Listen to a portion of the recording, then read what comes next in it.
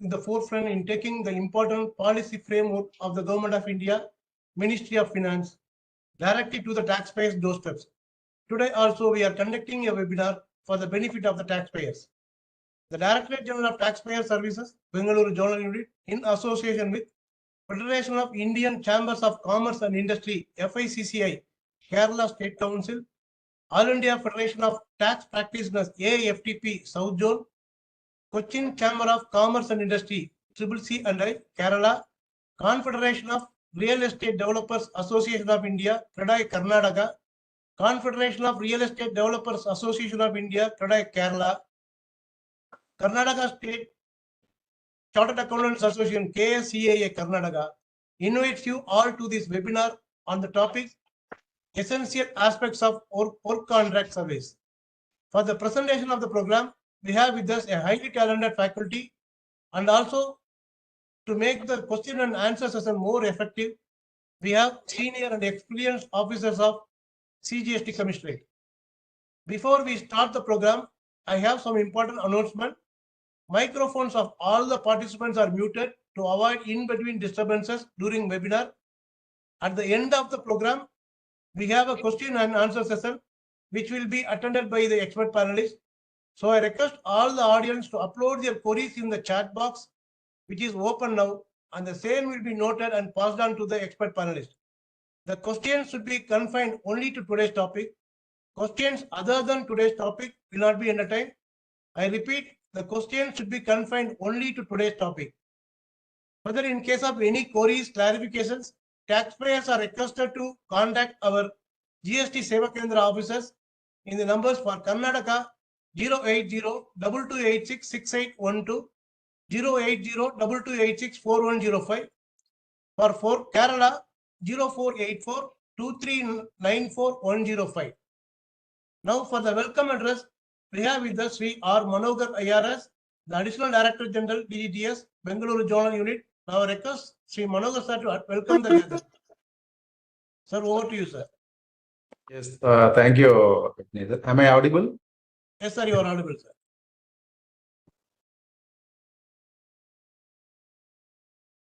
Yeah. A very good afternoon to one and all.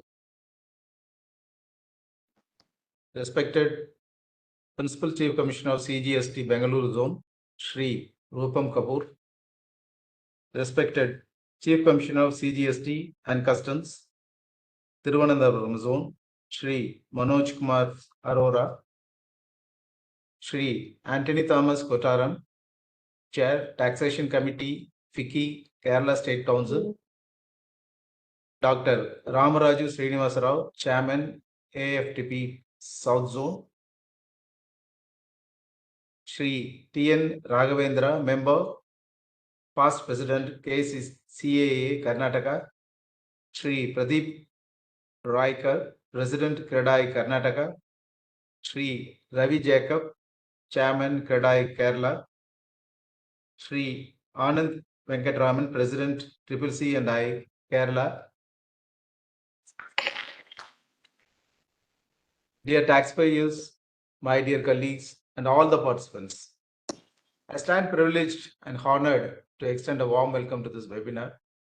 I profoundly appreciate the unconditional support and the cooperation extended by Federation of Indian Chambers of Commerce and Industry, Kerala State Council, All India Federation of Tax Practitioners, South Zone, Cochin Chamber of Commerce and Industry, Kerala, Confederation of Real Estate Developers Association of India, Karnataka, Confederation of Real Estate Developers Association of India, Kerala, Karnataka State Chartered Accountants Association, Karnataka, in materializing this webinar.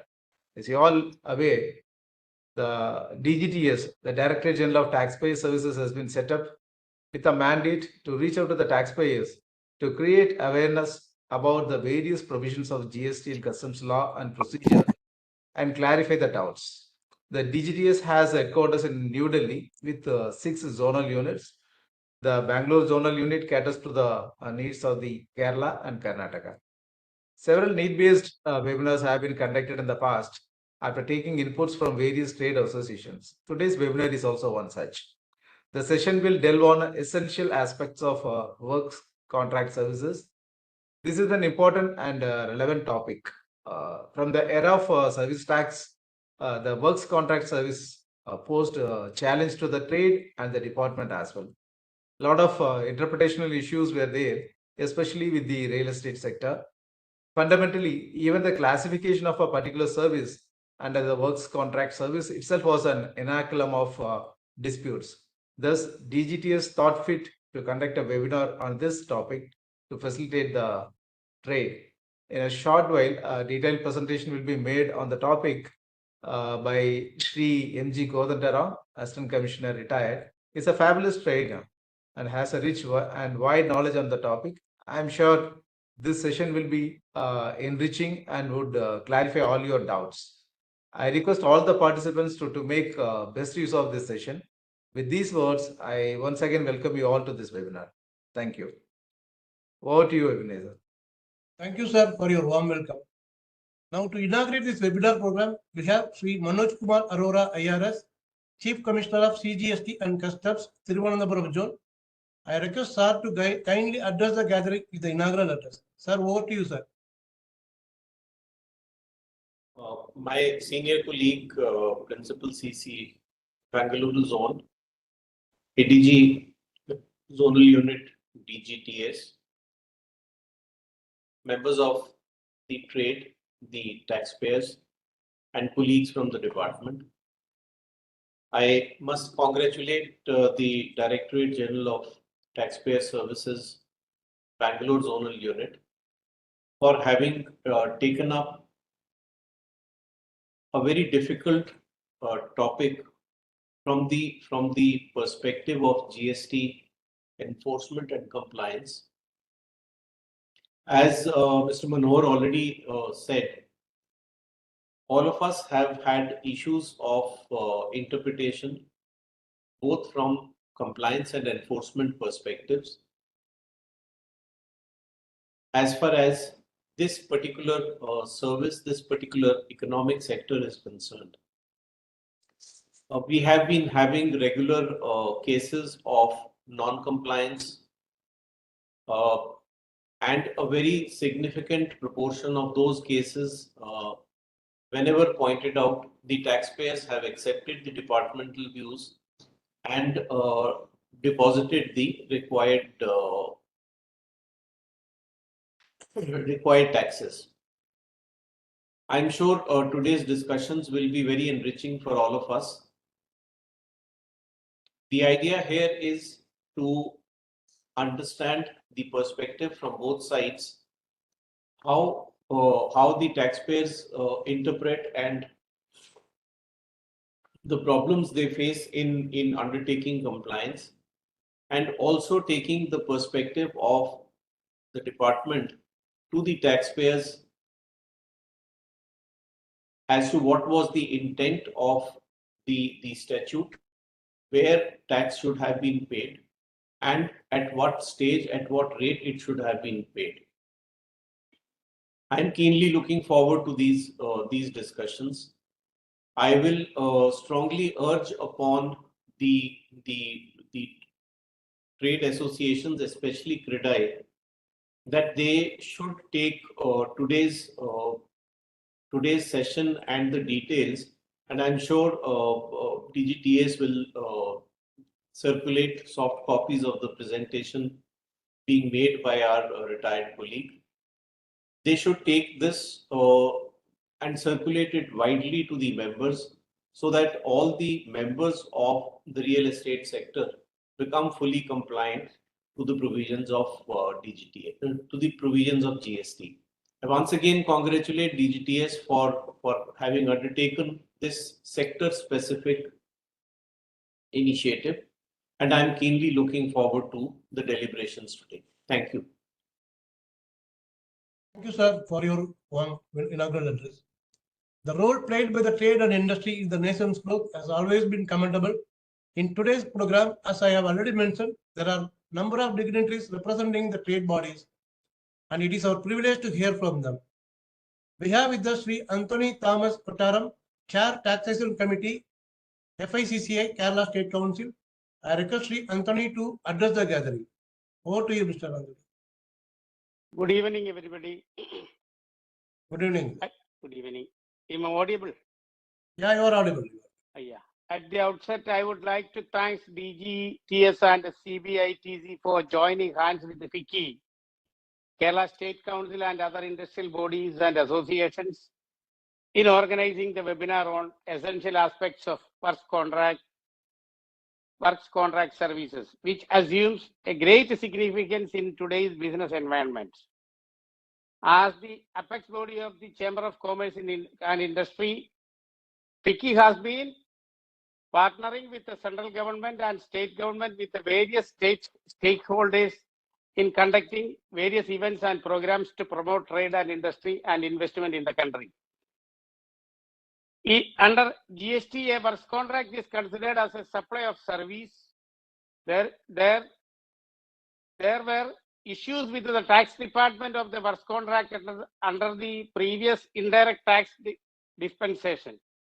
The tax was levied by both the central government on the service component of the works contract and the state government on the sale of the goods portion. As a result, the same contract was taxed by both the federal and the state government. GST aimed to end the debate by defining with a constitute a works contract, stating that works contract is a supply of service and specifying a uniform rate of tax applicable across India on same value. Section 2119 of the CGST Act in 2017 defines works contracts means a contract of building, construction, fabrication, componentation, erection, etc., or alteration of the commissioning of any immovable property where transfer of property in goods, whereas goods in the same other form, is involved in the execution of such contract. Works contract defined as a section in 211 of the CGST Act in 2017 shall be treated as a supply of service. Thus, there is a clear demarcation of the works contract as a supply of service under GST. Every registered person executing works contract shall keep separate account for the works contract. Works contract involves a significant part of the business expenditure, be it capital expenditure and operational expenditure.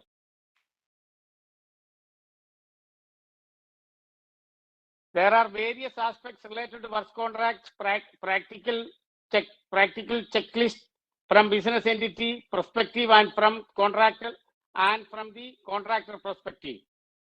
When practical implications of the works contract under GST law is concerned, there are substantial changes under the CST regime. Eminent speakers from the department and the other subject experts will elaborate on the same during the course of the program. I look forward for really enriching session with a session which would be highly beneficial to trade and industry at a large and also facilitate DGTS and the CBIC for holding the awareness session. Lastly, I would thank to inform you that FICCI National Taxation Committee in consultation with the trade and industry and experts are regularly bringing to the notice to Central Finance Ministry about the various challenges faced by the industry and trade on the matters related to GST, along with the suggestions from the considerations of the GST Council, as we shall continue to do the same in the future also. Thank you very much.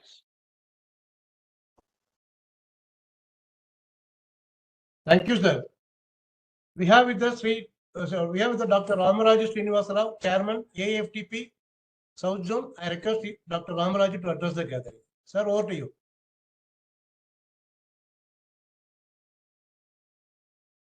Sorry, you are not audible, sir. Unmute your mic. Yeah. Respected officers of Taxpayer Service Unit, Bangalore, and other stakeholders of the GST. It is a good evening to all.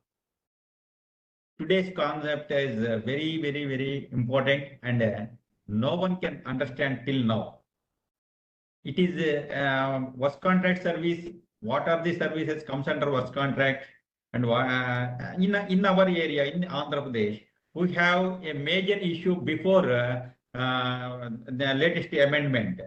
That is, what is the government entity and what is the non-government. And before that, there is 18% for non-government concerns, work contract service, and the government services 12%. In our TTD is there, Tirumala Tirupati Devasthanam. There is so many issues are there in TTD. Whether the services rendered to the Tirumala Tirupati Devasthanam fall under 12% or 18%. Now it is 18%, okay, total 18%. But before that amendment, we stated that it is a 12% because it is a government entity. Department is telling that it is not the government entity, you have to pay 18%. These type of so many issues are there since the GST is rolled out. Now I request the speaker to clarify what is the government entity, what are the organizations comes under government entity. So you please cover that matter also. It is very useful to us. And on behalf of our All India Federation, we can give our entire support whenever you conducted this type of webinars, and our people will attend and enlighten their knowledge. Thank you. Thank you for giving me this opportunity. Thank you, sir.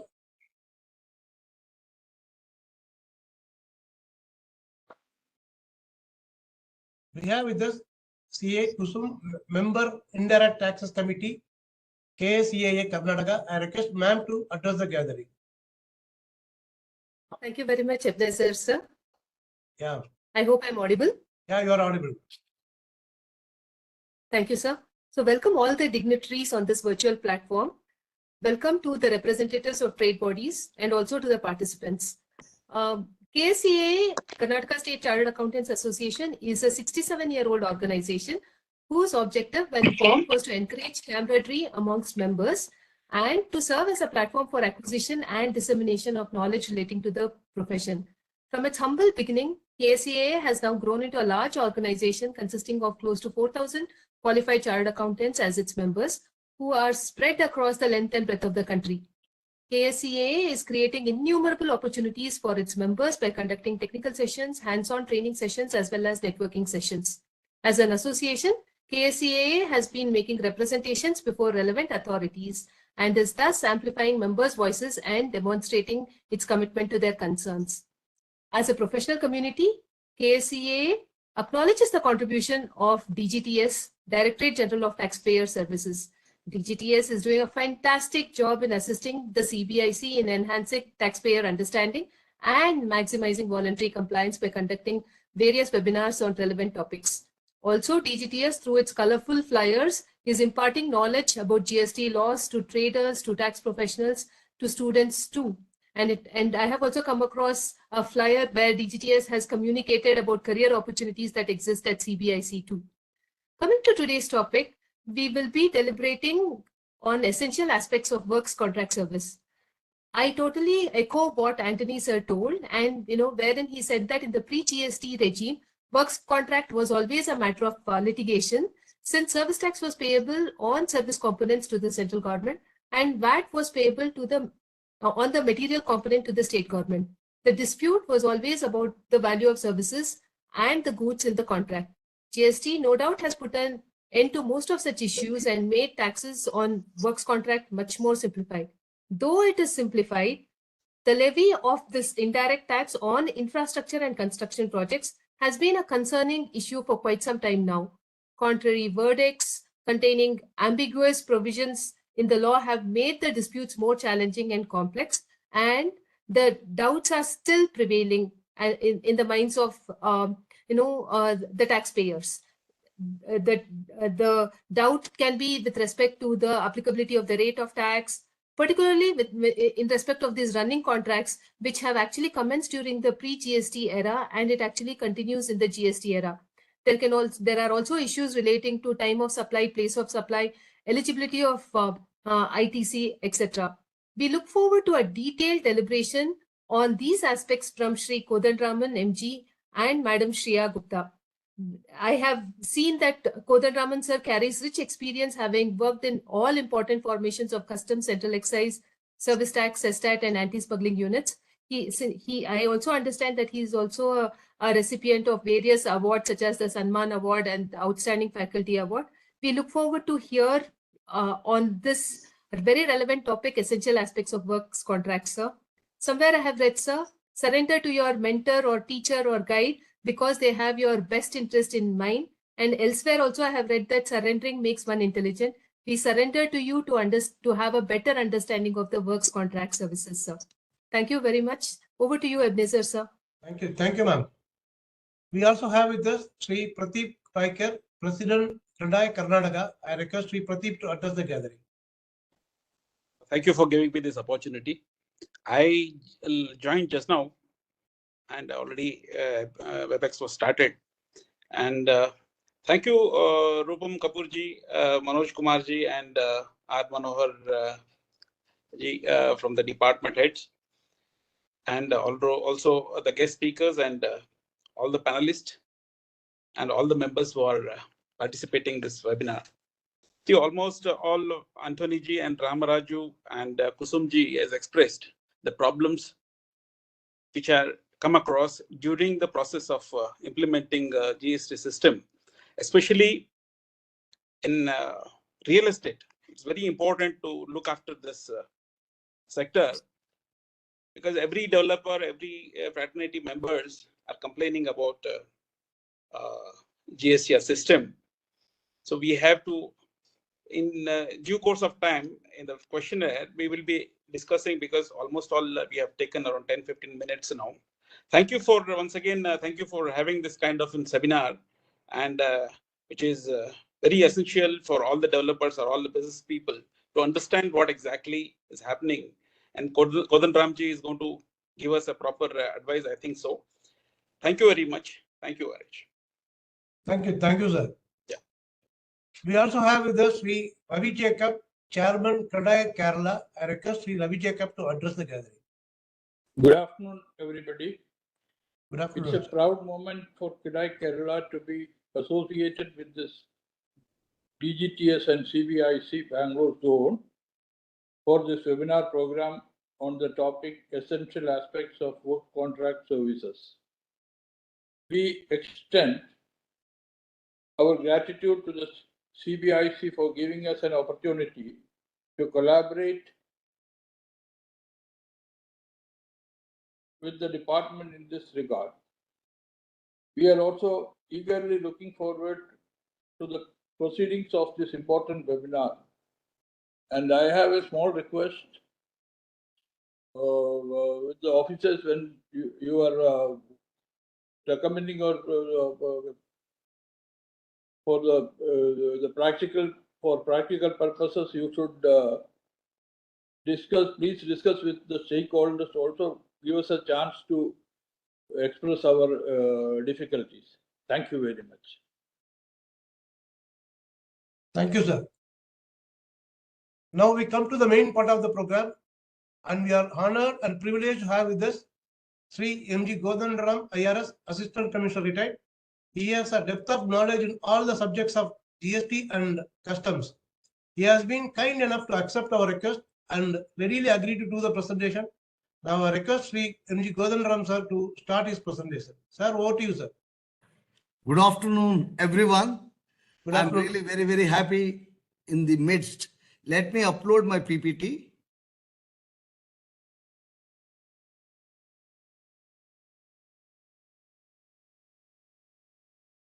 Is the PPT visible, sir? Yes, sir, it's visible, sir. You are saying tall buildings makes the works contract, so also the complication. Some people were telling about the confusion in the works contract that I have faced from the beginning. Sir, only in service tax, it came into picture. Earlier, it was not there. How you were troubled when you joined. Yes, even central excess elements, we were finding it very, very difficult to handle things that are going for a works contract. Today, I find this again in the same boat. In fact, before starting of the GST, I had written how to remove the barrier between these works contracts and other things. It has been partially made true. The confusion is less, very less when compared to the earlier time. Whether I am properly audible, sir? Any changes from me, please let me know. If I am very fast, I will slow down also. Nothing to worry. Please let me know. Right. So now, this is an opportunity where I will try to recollect some past for 5 or 10 minutes so that we will have a firm base on how this works contract has been a confusing one and how we have to settle down now anytime. So I will start with slightly historical background. It's just like cat and mouse, how the fight went on. A bit we will try to deliberate so that you will know the reasons for all that.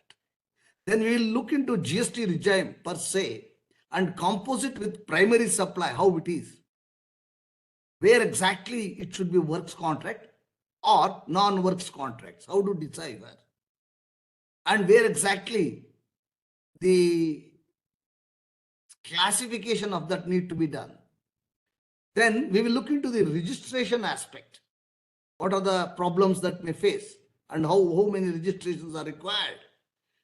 We will look in. Then we will go to time of supply, which is very, very relevant. Because as you see, the rates have been changing. After 2017, there is a huge change and there is a dilemma among the contractors, among the trade, among the stakeholders. Sir, which one I have to? Not only on this real estate aspects, but on the products that are going into there. That itself is also there. And the notification issued under section 9(4) has also need to be looked into how promoter has to do his job to get the final output at 1% and 5% as the case may be. Of course, I'll be speaking on that at the end of my talk. You may have to wait. Then we will look into the ITC aspects. In cases where rate of tax is without ITC, there is nothing to worry. But in real estate things, without ITC, when it is there, the person, the promoter has to buy goods from registered person or he should pay under reverse charge mechanism on his purchases. Again, a kind of a dilemma to you, which I will clarify you. In all these talks, I'll be using some case studies. Here, wherever it is a case study pertaining to a court of law decision, they are precedents. If it is advance authorities rulings, it's only persuasive. To understand, I have given that matter. Kindly note, they are not legal precedent and binding because advance authority rulings are a kind of an executive order between the registered taxable person and the department. So therefore, it need not be applied to all, but others will get a clue how things are moving. So in that view, it will help you to understand the topics also. We will look into the rates of taxes and real estate sector a bit. What are the complications? We will try to. Some gentleman was asking about government and governmental, which I have not included. I'll try to talk on that also a bit as time permits. Let's move first thing first. Works contract means there must be goods or goods may be immovable or movable, plus there is a service. That's what we always say, works contract. Works contract could be a TV being installed in my home. It could be air conditioner installed in my home. It could be construction of a house. It could be anything where goods and services are together or immovable property and services. The complication arises in the era here is wherever this immovable property occurs. So there is a problem how to overcome this problem because immovable property is not covered under GST law. Kindly note. Immovable property when title or sales are taking place. Supply takes place where title is transferred. Here immovable property mainly speaks of two things. one is land, another is building. When these move, where title is transferred from A to B, they are transactions away from GST. They are in the control of the state levy due to the constitutional things.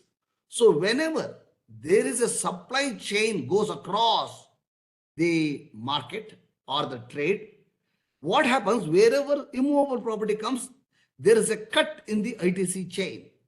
There is need of coming out of the chain, and it is not possible to get onto that chain. That's where this issue is there. Hope someday this immovable property also becomes the part of the GST, and there we may have holistic ITC chain. So we will have to concentrate that. How we have to overcome, I will let you know. Combination of supply and goods and service. In GST, kindly note, classification of goods and services should not be started straight away. You have to look into the entire supply that is happening. First, you have to take a decision by reading section 8, whether it is a composite and mixed, and under that, whether it is a service and goods, then you have to go to classification. More of it I will give you with examples. Kindly wait. So in the pre-GST, you know very well, central excise duty was also there, where we had problems about the valuation. People used to remove goods for installation. The value of the goods they will hide. The installation charges they will hide. There was no central excise duty on those services prior to 1994. So you can understand the problems we also faced. But VAT also faced the same problem. Recently, I analyzed the whole thing from Gannon Drunkley to Kone Elevators. This works contract has been a puzzle which is unresolved even today. I will not go into deep into the Gannon Drunkley, but I will tell you the ratios of those decisions. Gannon Drunkley said immovable property cannot be treated as saleable goods under VAT. So all the disputes started in 1955, even before I was born. So there, the concerned states made a deeming provision bringing that into that by making an amendment wide Article 366(29)A, where around 6 various types of combinations, including restaurant services, hire purchases, renting, all that were brought, leasing, were all brought there. They were called as deemed sale of goods. Fine. For Sales Tax Act, they brought that amendment. But these drunkenly fellows were very intelligent. They started bringing goods from the other states, started establishing their products, immovable products. There, when it was questioned, sir, it is CST. CST law doesn't have this amendment. So CST also has to be amended so that the entire things comes into picture. So we used to treat it as goods, the entire transactions. But we entered ourselves into a trouble when we started in 1994, the service tax. We have called it as deemed goods. Now all of a sudden we started collecting service tax on that. That was another challenging situation where it was questioned. When it is deemed to be goods under the Constitution, under the VAT Act, how can you charge service part of it? In the 2-3 situations were decided by the Supreme Court in various things. One of them is BSNL case, where they said purchase of SIM card is not amounting to goods, so VAT is not liable, but it is predominance of this one is service, and therefore service tax to be levied. That also was deviated in the Cone Elevator India Private Limited case, where it said no doubt they are deemed supply of goods, but service element in that could be taxed, and therefore we were right in collecting service tax on that point. So we were collecting service part of it, goods part was collected, but how to calculate, again, there was a dilemma, that was a past confusion, maybe some litigations may be there, that we will not take it up, we will move further. So now, the problem in the real estate industry is really need to be resolved. Here what happens, building a house itself is a very tough ask. And while doing it, because there is lack of transparency in the market, both from the consumer point of view as well as trading point of view, making proper taxation policies will go to rough weather, no doubt about it. But we need to change over where we have to start making proper law by bringing more transparency in the system. That's very, very important. But in under GST system, treatment of GST on the same event, it is segregated as goods, immovable property. How it is, we will let you know. Here, there is a concept of shiftability given by the Supreme Court, which is very, very important. When do we determine a transaction to be goods or when it is immovable property? In the Triveni case, Supreme Court said before that Sirpur paper mills, the Supreme Court said the machine, paper making machine is mounted on a platform and grouted through bolts and nuts to prevent the machine being shaken, or it must be able to give proper output. So that was there. So it can be shifted from one platform to another platform. Kindly note, a paper making machine can be shifted from one platform to another platform without damaging the machinery, and therefore it is movable. It is movable goods, it concluded. So shifting without causing damage to the product is one of the criteria given in the Sirpur paper mills. During same time, I think in 1997, we gave a lot of show cause notices also, saying that wherever the plants are there, they have to pay tax, things like that, treating it as goods. But in the Triveni engineering case, Supreme Court again stated, gentlemen, if it is causing problem to the very product, then it is immovable property.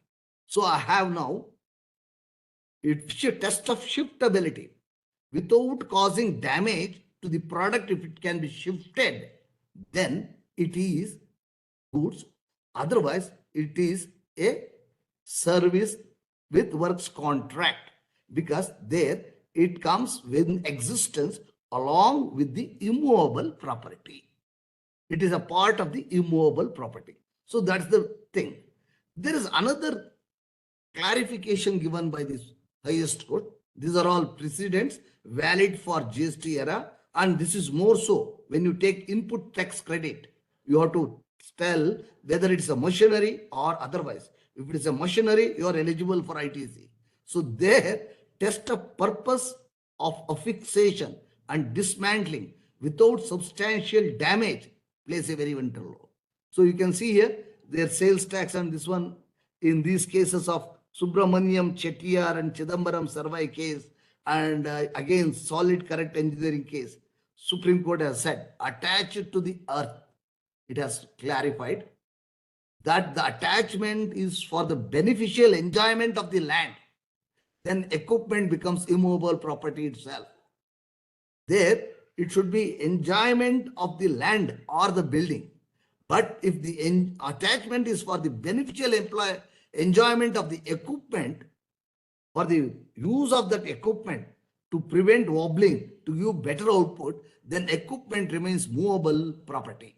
So this is where we should be very careful in analyzing that in the GST era, because if you look into the GST era's definition, section 219, where 14 categories of operations have been indicated, like building, construction, fabrication, completion, erection, installation, fitting out, improvement, modification, repair, maintenance, renovation, alteration, or commissioning.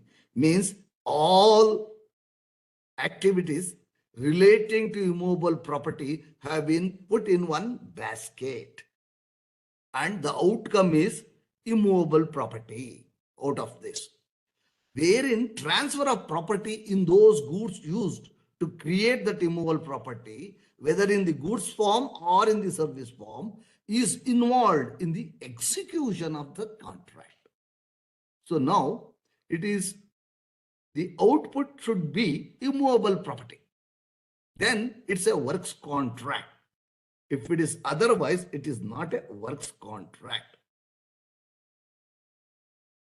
Immovable property has not been defined in the GST law, so we may have to refer from others, but GST law has made very clear demarcation.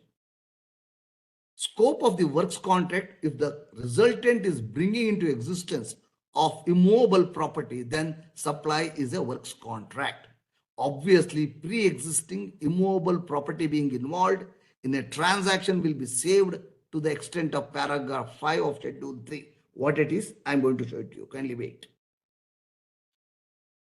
But the scope of works contract, when you see, prior to GST, works contract for movable properties was also considered as a works contract. Now, in GST regime, it is a composite supply, which is a bundle of supply of goods and services used in the works contract, where the transfer of property, immovable property, takes place and is restricted to any activity in relation to immovable property only. If it is something movable property, then it is not a works contract. So here we should be very, very careful. For example, somebody comes and commissions a television set in my home.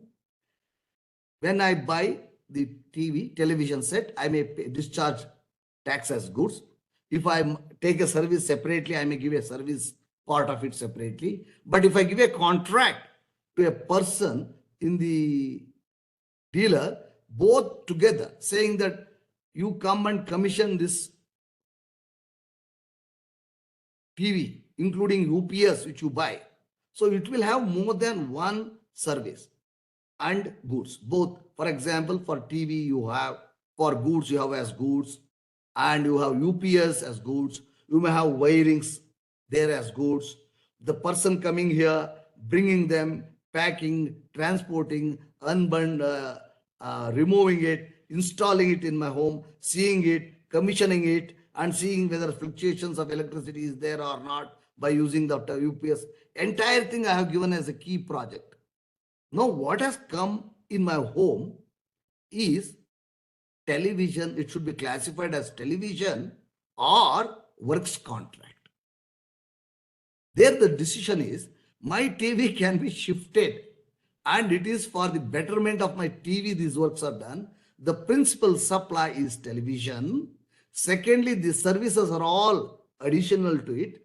Therefore, the principal supply should go into the classification, and I should classify all these things and charge as per the goods rate applicable to the principal supply. In certain situations, service may be more than the goods. Then service will become a principal supply. Kindly note. But still, it is not a works contract. So whenever there is the confusion, whether it's a works contract or not, we should see the materials used and the output that is coming, whether it is shiftable, whether it's in the goods nature, then you have to call it as goods. There also, if the predominant of thing principal, this one is service, then you may have to call it as service also. But if it is mixed one, then you have to go for a higher rate. By doing this, what is the clarity you will get it is, before classifying any item, you have to apply section 8 of the CGST Act. Very, very important. And then two branches will come. There you have to branch out whether it is predominantly service, then whether it's a works contract or not, looking into the movability of that product. If it is a immobile property, there it is. Then another problem I told you as per the constitution still we have is entry number 49, list 2, schedule 7, where article 246 gives the provisions to state and center to make law. So there we are struck, and that is the stumbling block as on today. Secondly, it need not be taxation of immovable property. As far as immovable property is concerned, states are much worried for the simple reason they are the people who control the land, registration, movability, things like that control. All that is done by the states, and therefore there is a question mark how to tax that still arises. If you go to CGST Act Schedule 2, 5, Schedule 2 is goods to be classified as goods or services, how it should be treated. Similar to our declared services in the service tax, we have a regime saying that construction of a complex building, civil structure or a part thereof, including a complex or building intended for sale to a buyer, wholly or partly, except, kindly note, except where entire consideration is received after issuance of completion certificate by the competent authority after its first occupation, whichever is earlier. Means, if I am owner of the land, I appoint a contractor, he does everything for me, then I sell the land. After taking the possession, contractor is treated as liable to GST. Once I pay his GST things, then I have, as a owner of this land, will be in the possession already, and therefore I have to look into only property aspects. I will not be able to get any credit as an individual there, because it loses its identity once it is handed over to me. Secondly, completion certificate. In other cases, completion certificate is done because whatever activities that are going on to create that facility in the immobile property, that goes to end. Afterwards, it is handed over to the owner. Let it be a building, let it be any other infrastructural things. So when it is handed over, at that time, GST is to be charged. Again, when it is discharged again for somebody else, for example, I have a building, I sell the building to somebody else, which I am already having in possession, where I have a completion certificate, I have a registration certificate. When I sell, GST is not applicable. So wherever sale of land is there, sale of building is there, which is already existing, are not to be treated as works contract. Sir, what happens if I do some repairs? Whatever repairs I get across, that will be from the contractor, and that will be treated as works contract, because that goods will come to my possession later on. If I myself do it, what will happen? As an individual, I purchase all the material. I will not get any credit. How? I will let you know when I look into section 17D. Kindly wait. So here, for the purposes of construction includes alterations, kindly note, whatever alterations I do to my building, replacements, remodeling, all of them comes. Then another is scope of works contract is given again schedules 2(6). Here it treats it as a composite supply. Following composite supplies shall be treated as supply of services. Here this is the declared services. Wherever works contract is there, wherever immovable properties are handed over, it should be treated as works contract services. Even though if the goods are predominant, it has to be treated as service only, because section 12119 has also stated that. I will move further to make it more clear. If you look into the frequently asked questions part 1 CBIC, where we have clarified already, first occupation means the project in accordance with the laws, rules and regulations of the state and central government maybe registration of properties, things like that, or if it is a centrally occupied place, some administrator there. Thus, mere staying in the apartment before obtaining completion occupation certificate will not be considered. It should be legally tenable, legally acceptable. Legally, it should prove that you are already in enjoyment, legal enjoyment of that property, issued by the competent authority. So competent authorities are given here. I think you have read through that. Let me move further. What is a composite supply? Though section 8 is a very simple section, that plays a very important role in the classifying the goods and the services and the works contracts and the non-GST. All the 4 categories can emerge by application of section 8. It's a very, very powerful section. What is a composite supply? It means taxable person to a recipient consisting of 2 or more taxable supplies of goods or services or both, or any combination thereof, which are naturally bundled. You have heard of this naturally bundling in the service tax. I have used that word. In conjunction with each other to create the other one in a row.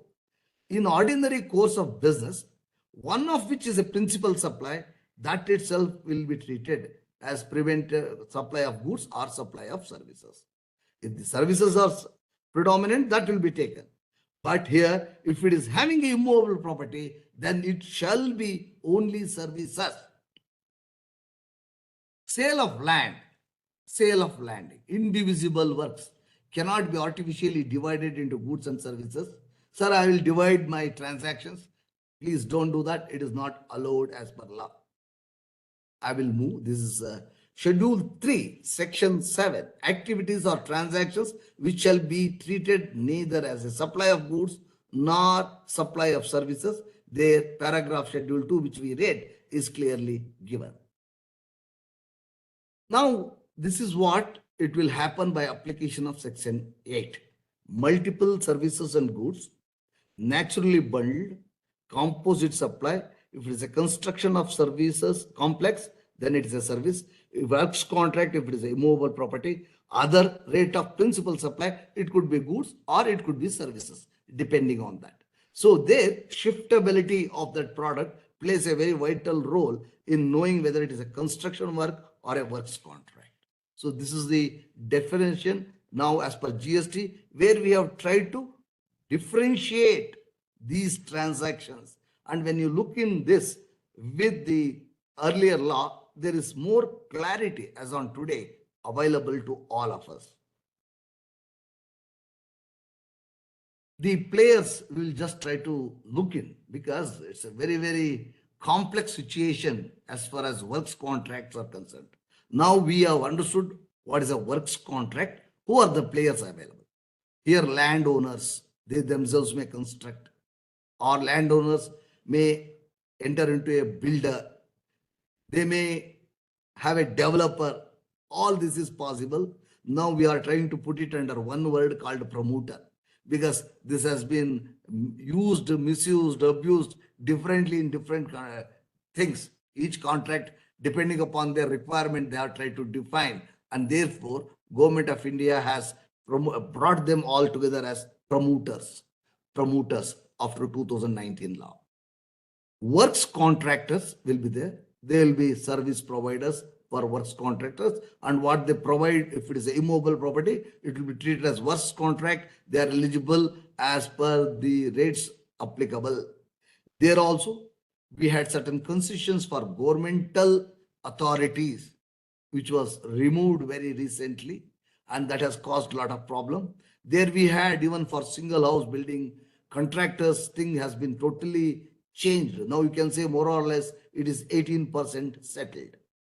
Labor contractors, then you have manufacturers of goods, cement, tiles, suppliers of goods, interstate, service providers like engineers, architects, brokers, advocates, financiers, bankers, leasing property, all of them are there.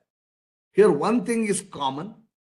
Whenever you do a contract work to a governmental authority, government department, which is notified under section 51 of the CGST Act, they are going to make you payment after deducting 1% each of CGST and SGST. If the contract is more than 2,50,000, and there they are going to comply through their returns with this 1% plus 1% deducted will come to your cash ledger. So whatever your disclosure here will be checked, counter checked in this, if it is a government related transactions or public sector transactions, or where cooperative societies with governmental, this one is there, all of them are expected to deduct TDS. Today I am not talking on TDS, so I will move further.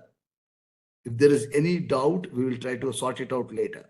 So there, this introduction of this is very, very important, because in GST, we have both B2B and B2C. B2B, somehow we have resolved, but B2C, still a lot of things to do. Then if you look into the entire GST structure now, supply of goods, supply of services, their transfer of property in goods, specified rates, full ITC. If it is services, services simply cited, without transfer of property of goods, then specified rates, full ITC will be available. With transfer of property in goods, if it is a movable property, immovable property, their difference will come. We will try to sort it out slowly. This is just a complex picture given to you where we are moving. We will come to construction sector works contract, the topic for the day. This PPT I am going to share. You can listen to me now. Later on, you can look into this. If there are any queries, please write to me. I will try to answer you. Don't have to worry. So construction of service of buildings, it could be residential projects. Now after RERA, there is a huge change in the GST that has caused a lot of embarrassment as well as confusion in the arena. We will try to sort it out. Then commercial projects, industrial buildings, then in the construction infrastructure developments, highways, waterworks, non-commercial buildings, where we try to give some concession. Now most of them have been withdrawn. Then you have installation, erection of immovable plant and machinery. Immovable plant and machinery, where it is again treated as works contract. If it is immovable plant, support services of construction services, site preparation services like demolition, leveling, foundation, building of completion of services like glazing, or it could be converting in the sites. How it will come, we will try to do. But for small players, composition scheme still exists, but I don't think it is viable to go for a composition scheme, because the amount is too less. Secondly, the amount you may have to discharge is huge, where you don't get the ITC and you don't take credit, or you can't collect this money from the public. We will try to analyze this with 2 or 3 examples which have already come. Here is one advance ruling from Tamil Nadu authorities.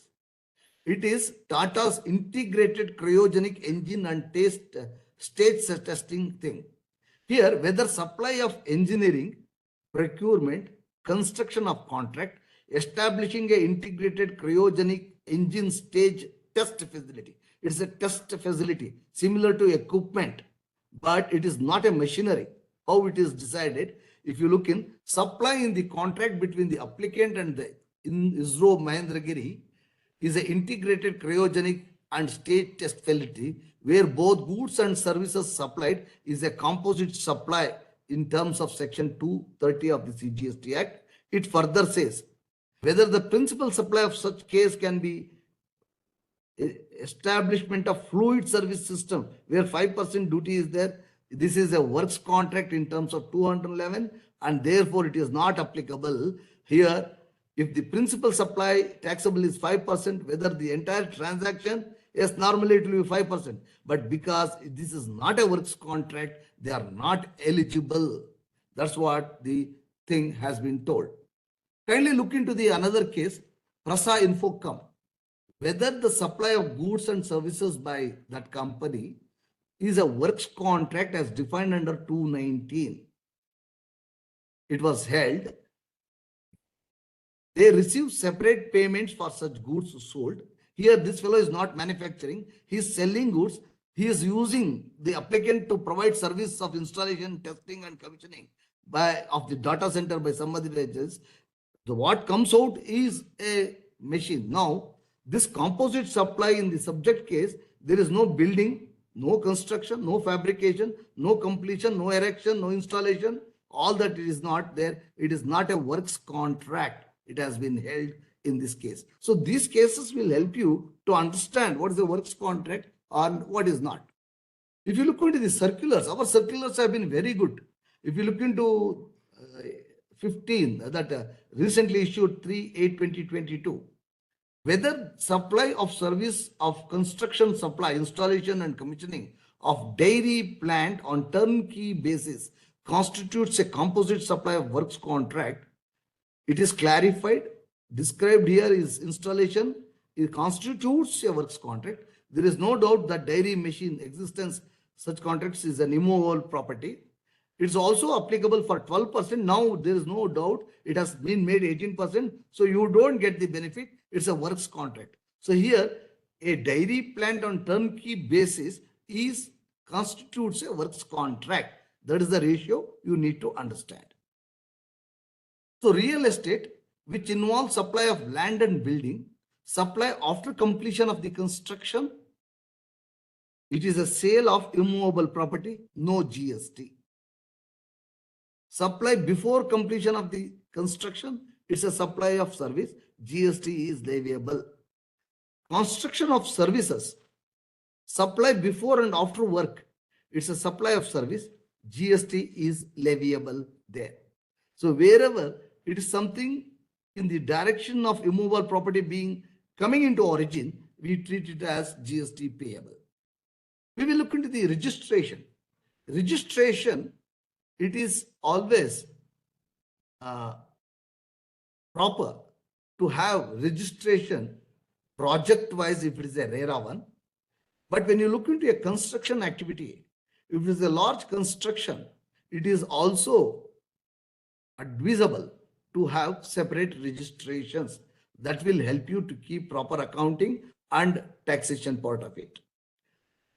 It's a decentralized service registration. When aggregate turnover crosses 20 lakhs, you have to do. I don't think for this real estate persons that is of any utility. So I will not concentrate on that. If you want to have that benefit, the benefits are available for Manipur up to 10 lakhs, rest of India up to 20 lakhs.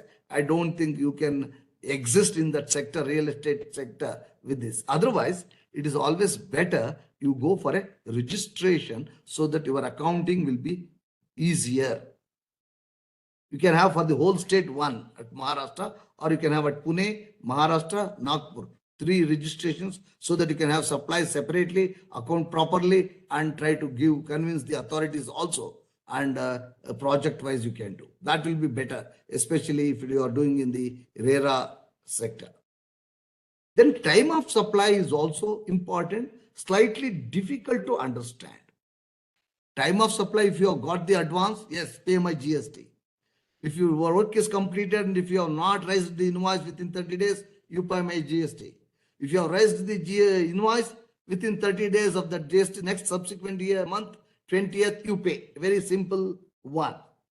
But the complication here is when there is a change in the duty. Let me explain you a bit, because this is a concept which needs to be understood because of changing rates that are happening. I'll try to spend some time. Is my slide clearly available to you? See now, the time of supply, this came in 2011 from service tax era, is applicable here also under section 13 of the CGST Act.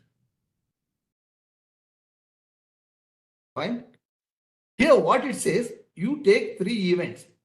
When there is an agreement or agreement to supply, agreement to supply, both, even before supply is there. In such a situation, if you have received advance, my GST will start from there.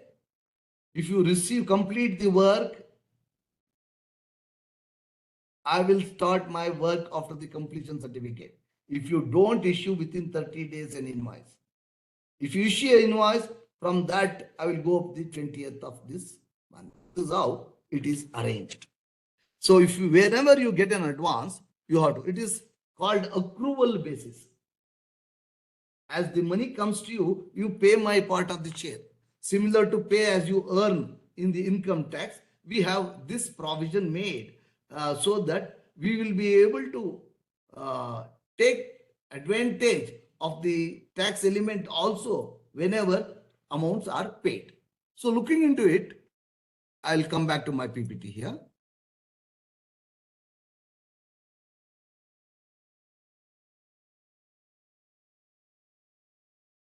This is, I think, now date of issue of invoice, date of completion of service, date of receipt of payment. This is very easy if the rate of duty remains the same.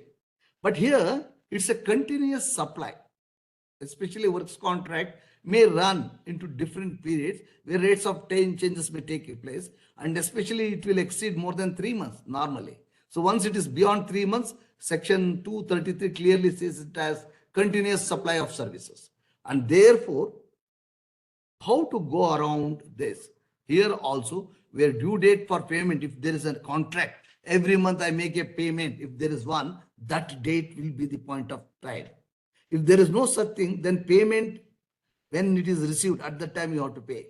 Or when you complete, if you make an invoice within 30 days, that date or the completion. That is what is going to happen in a continuous supply of services. The issue is not that. For example, as on 18/7/2022, we changed it from 12% to 18%. Your project may be halfway through. Sir, what is the rate of tax I have to pay? Point of time of play I can make out. When my money comes, GST part, I will put it subsequently, immediately. Completion of the service, within 30 days, I will raise the invoice. Otherwise, that date of completion, I will take it as a thing and I will pay. Now the problem is when there is a change in the rate of tax. At that time, you need to do some research into section 14 of the CGST Act. It is very, very difficult to understand if you read the bare law. So I have made this picture to make you understand easily. Give me your ears for a couple of minutes. When 18% comes, or 18% becomes 5%, or 18% changes, increases or decreases. If you have already given those goods and services before the change, you have given the change, before the change you have supplied the goods, you have supplied the services, everything is over, then you have made an invoice after the change, and date of payment is also later he has paid me, then I have to adopt the new rate. In other words, if my works is completed before 18/7/2022, and if I have not raised an invoice and he has not made me any money payment, then I have to take at 18% only. Quite disturbing, isn't it? You have completed the work. Because you did not raise the invoice, because he has not made me payment, now you are made to pay more, you may feel. But that's what the law says. Goods and services provided before the change. Now, in otherwise, earlier to change, invoice is made, sir, but I have made invoice on 17th. 18th it has come. Date payment later on, if you mix, old rate itself will prevail.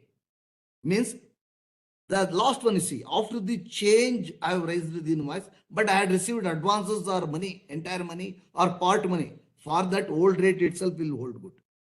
In other words, if it is a before the change, whatever 3 activities are there, if 2 activities are done, then it will be the old rate. If it is not done, it is the new rate. So 2 greens will lead to another new. One O and one N, 2 O's dominate, then O will come. This is one part. You take a situation where goods and services provided after the change. So after the change, when you do, Earlier to change, you have raised an invoice, but you have not yet supplied. After the change, payment has come, and goods also after the invoice you have sent. Invoice can be done earlier to the goods movement or works contract movement. There is no harm. Here, invoice also includes your debit notes, credit notes, voucher, whatever may be. So date of payment, there you can see new rate will prevail because that N dominates. So earlier to change, if you have made an invoice and payment, old rate itself will go. So if you have already made an invoice, some partial payment has already come also, even it will be treated as old rate. But if it is after the change, earlier to change, then it is new rate. So this picture I will send it to you. Kindly look into section 14 with this picture in place, then you will be able to understand, because this is the most difficult part. I also make it challenging. Because of this picture, I am able to guide my officers also in my training centers. And therefore, I request you to have patience. This you might have understood, I hope. We will try to give one or two examples. In the PPS builders, whether the company will charge GST at 12%, at 18% in the case of contracts executed before the said notification. That is notification, GST on works contract just became 12 to 18%. Applicable rate of tax is to be decided in terms of section 14. Change in rate of tax in respect of supply of goods and services, where advance is received, issued before 18/7/22, GST rate at 12%. In cases where advance is received and invoices, two activities are happening later to the date, then 18%. This is further clear when you look into FAQ 27, where from the old scheme, people were allowed to come to new scheme. Here, a gentleman wanted to come to new scheme. They said you cannot come. In case of a project where completion certificate has been received prior to 31/3/2019, but some part of the consideration in relation to the apartment is due 31/3/2009, means all the activities are already over. Completion certificate is also over. Invoice is also over. Everything, it appears that such projects will not qualify as ongoing projects to come to the new scheme. What will be the applicable taxes? You have to pay old rate. Means for that you have to pay 12% and 8% the old rate. You are not eligible for RERA rates. So this I try to give you within the limited time. Then we will go to ITC part, another challenging part. In ITC blocked credit, 17(5)(c) and 5(d), both of them are applicable. Works contract services when supplied for construction of an immobile property other than plant and machinery, because there is a scope of calling it as goods, except where it is an input service for further supply of works contract service, there it is to be looked into. Works contract services when supplied for construction of an immobile property, except where it is an input service, means the contractor gives the service, he is eligible. But if you are an owner, you are not. That is more emphatic in 17(5)(d). You look into that. On his own account, including such goods and services and both are used in the course of furtherance of business, you may be using that building to do business. Remember Safari case, I am coming to that. Kindly wait. So there you are not eligible. It is by law stipulated that you are not eligible. So if you are a contractor, you are eligible. If you are doing on your own account, you are not eligible. So plant and machinery, I have already spoken to you. And another important thing here is, if there is a case, offense case registered under 74, or any issues are there relating to e-way bills, 129 and offense is there, penalty and all that, or 130 measures, there you are not eligible for ITC. In other cases, you are again, if there is a dispute, you can take credit and move forward. But if it is a show cause notice issued under 74, you will be denied if you are a contractor. You are not eligible, fine. But if you are eligible for it, so don't give room for it, because ITC credit is a big leveler. at least you pay tax and then move with your work. So this is what very, very important. I've tried to give through the picture. Kindly go through that. I'll just have a sip of one more water. It's very, very hot.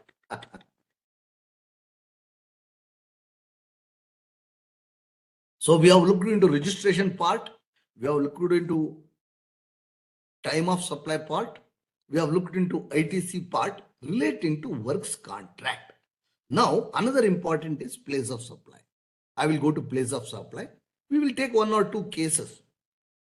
Here, Tarun Realtors has installed chillers, air handling unit, lift, escalator, travelator, water treatment plant, sewage treatment plant, high-speed diesel yard, a mechanical car park, everything he will do.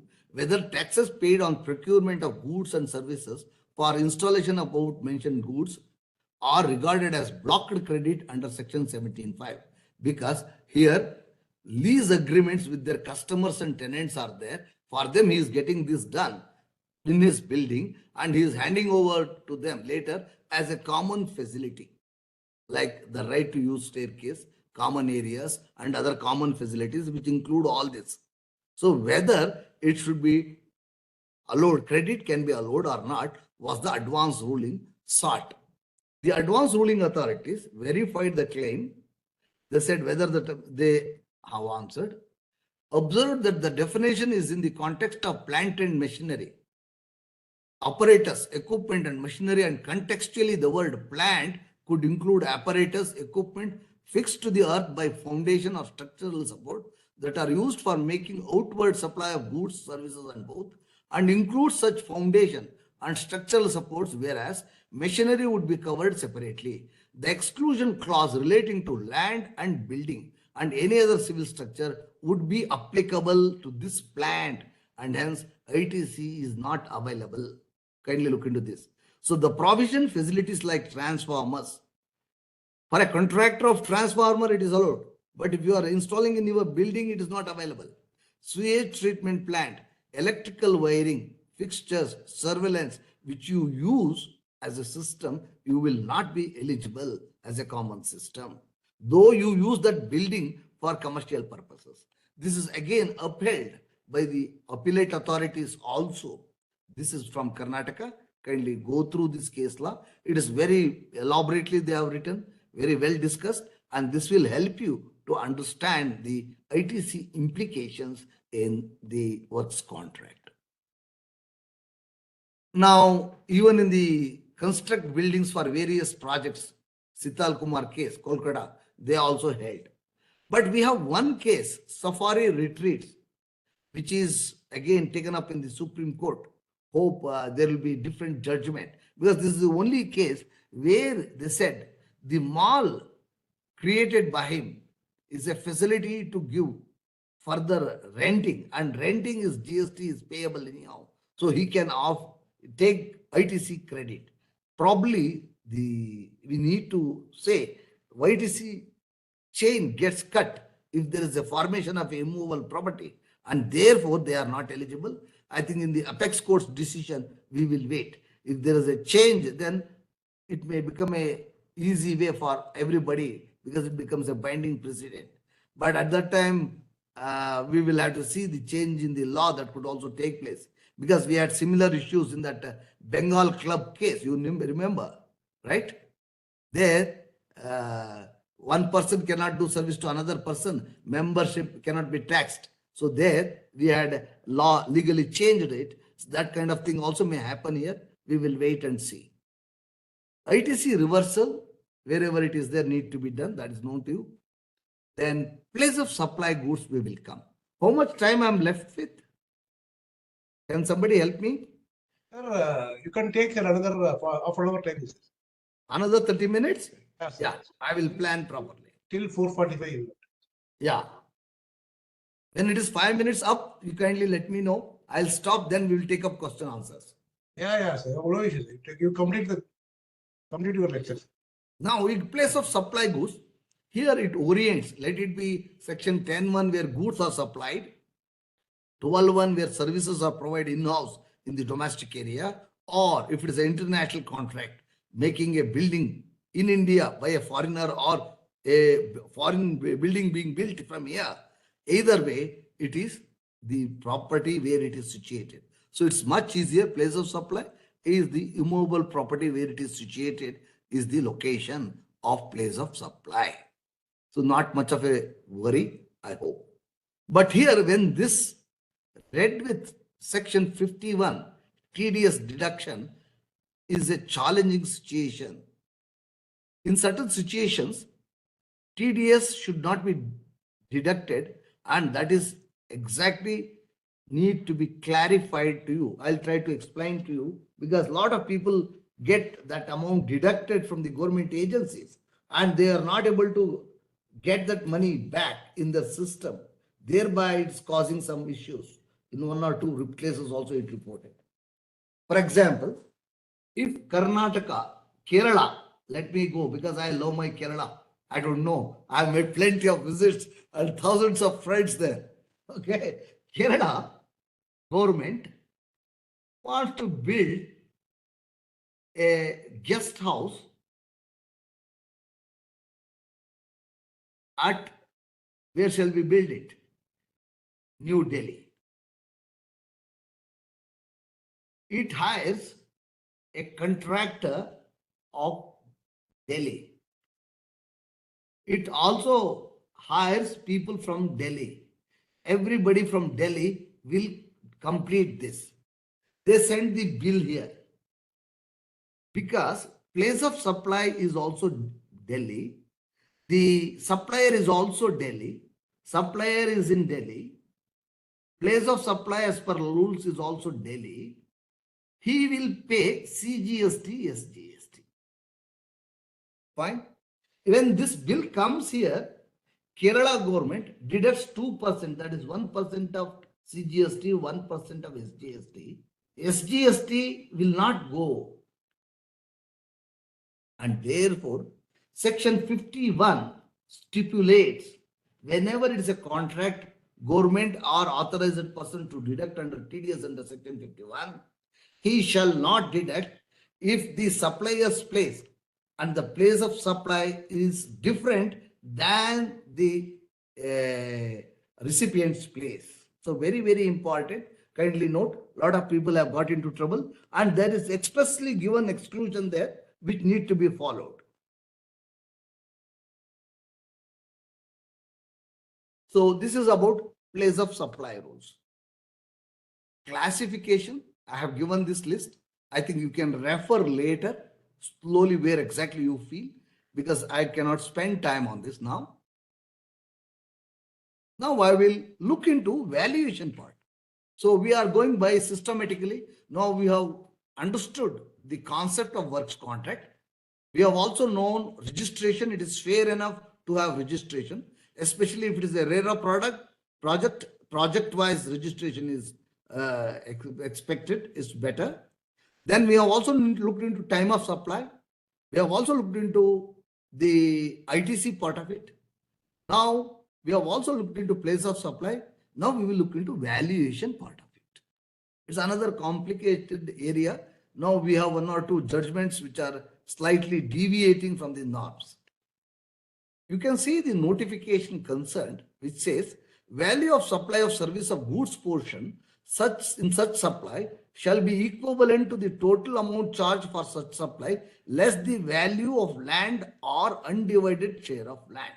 If the value of that works contract includes the value of the land, then you can reduce 1/3 of the value or you reduce the rate of duty by 1/3. Both of them are one and the same. So whatever may be the value, it may be more or less, you will be allowed 1/3 in the statutory as per mandatory thing to evaluate, because I am not supposed to collect any tax on the immovable property per se, which I am already holding. So value of works contracts, wherein transfer of property includes the value of land, will be total value charged for such supply minus value of share of land or undivided share of land, notably 1/3. Here, certain courts have held the real value you can deduct, which is still disputable, because the value may be more or less, it is not possible for us at the taxable authority to determine. So therefore, they have given one yardstick, 1/3 in the statutorily mandatorily, and it is built into the notification. So therefore, it is law of the land which we need to follow without any other thing. But we don't know what is going to happen. If there is no land value, then value of supply, your transaction value of supply itself is the value. So this is in brief about the valuation. Now, one or two issues. Is the deeming provision in respect of value legally valid? The deeming provision states value of land will be 1/3. There is no option available. Promoter to deduct actual value of land. It has been clarified by the department in the frequently asked questions part 1, FAQ number 36. Kindly refer. There are a lot of litigations on this count. I will not go to that because that will take time to settle down. The provision applies even when the promoter enters into two agreements, land agreement and this agreement and all he does. Still he is eligible for this 1/3 sale of undivided share in the land. Prime location charges, external development charges, parking space charges, these are all naturally bundled services and should form part of the total amount charged for the purposes of GST. But club membership, deposit or fee is not naturally bundled and should be taxable at the hands of the club. So other than that, all other charges need to be included for the valuation part. Now, accounts and records. How do I maintain the accounts? There is a general record for all GST registered persons, but there is an additional record that is prescribed for works contract because of the complications that are available.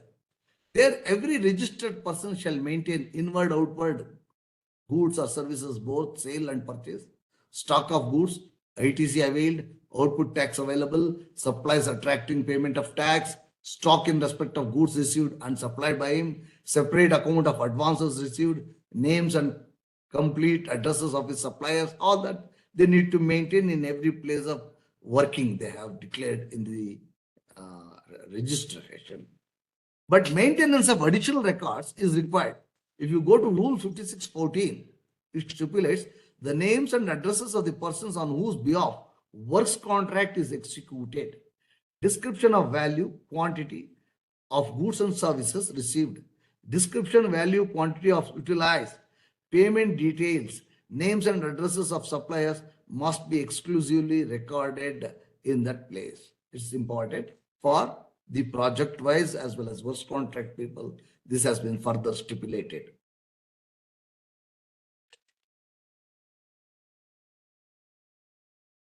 I don't think this I need to read. Tax invoice, what are the contents? Here, quantity of goods, numbers, units. Since in case of works contract, it is supply of service. So quantity in such cases is not required if you are not writing also. Nobody, because it's predominantly service and therefore don't get into confusion there. Okay. Then change in the rate of tax has happened. Here is some of the earlier rates, the new rates. This schedule, I will give it to you. Our madam also has prepared a schedule that is also will be shared to you. And these are all the things you can look in. Now, except some exemptions which are available, I'll try to look into that exemption notification. I think at the end of the talk, that will be better. Okay. Otherwise, I will be getting lost. So now, immovable property, land, building. Now in the building, flats. In the flats also, goods, services, land, then TDR aspects, how it is managed. So it's really a complex situation. To regulate this, there was no proper regulation of real estate sector till 2016. By bringing Real Estate Regulation and Development Act 2016, some discipline has been brought. This is mainly to protect the consumers. Consumers were nowhere to go. the promoters or the developers or whomsoever you call, they will assure the sky, but when they deliver, it will be a dilapidated building. They will have nothing to fight against. Such a situation, they will land up, and therefore, Government of India, to bring some discipline there, some kind of a transparency there, they came out with this law. Today, I am not going to look into this law in detail. We will look into that later. Real estate sector had been largely unregulated. Presence of issues like delays, price, quality of constructions, developers cheated property buyers, no grievance redressal mechanism, all this led the way to this. So we came out with notifications. This notifications in brief, I will tell here so that it is easier to have a bird's eye view. By notification 3/2019, we amended 11/2017, where exempted services are there in the real sector. Then most important is 4/2019 amendment, amending 12/2007, where exemption supply of TDR, FSI, premium lamp have been discussed. Similarly, 13/2017. Then 6/2019 notifies class of persons, section 148. That is not much read by the regular GST people. Kindly look into that. There it gives, it determines consideration and time of supply in certain situations in respect of certain notified peoples. That is given there. Similarly, I told you now, earlier we were concentrating on the contractor or the consumer to look into this. Now we have shifted the responsibility to the promoter. So we are looking at the promoter thing. So what we have done is we have notified certain services to be taxed under RCM, and criteria for goods also 80% of input services. There, this is where complications are arising. It is slightly difficult unless project wise, product wise, and value wise things are coming. We will not be able to decide. Recently, 2-3 people approached me where we have calculated and shown to them. Only when factual things are there, we will be able to make a proper decision. Otherwise, theoretically, we cannot convince you what is 80% and all that. Let me look into those input services, and then we can decide. Especially in respect of cements, 18% to be charged. If you buy freely from an exempted fellow also, you have to under RCM pay 18%. So there, certain, this one need to be norms to be adopted.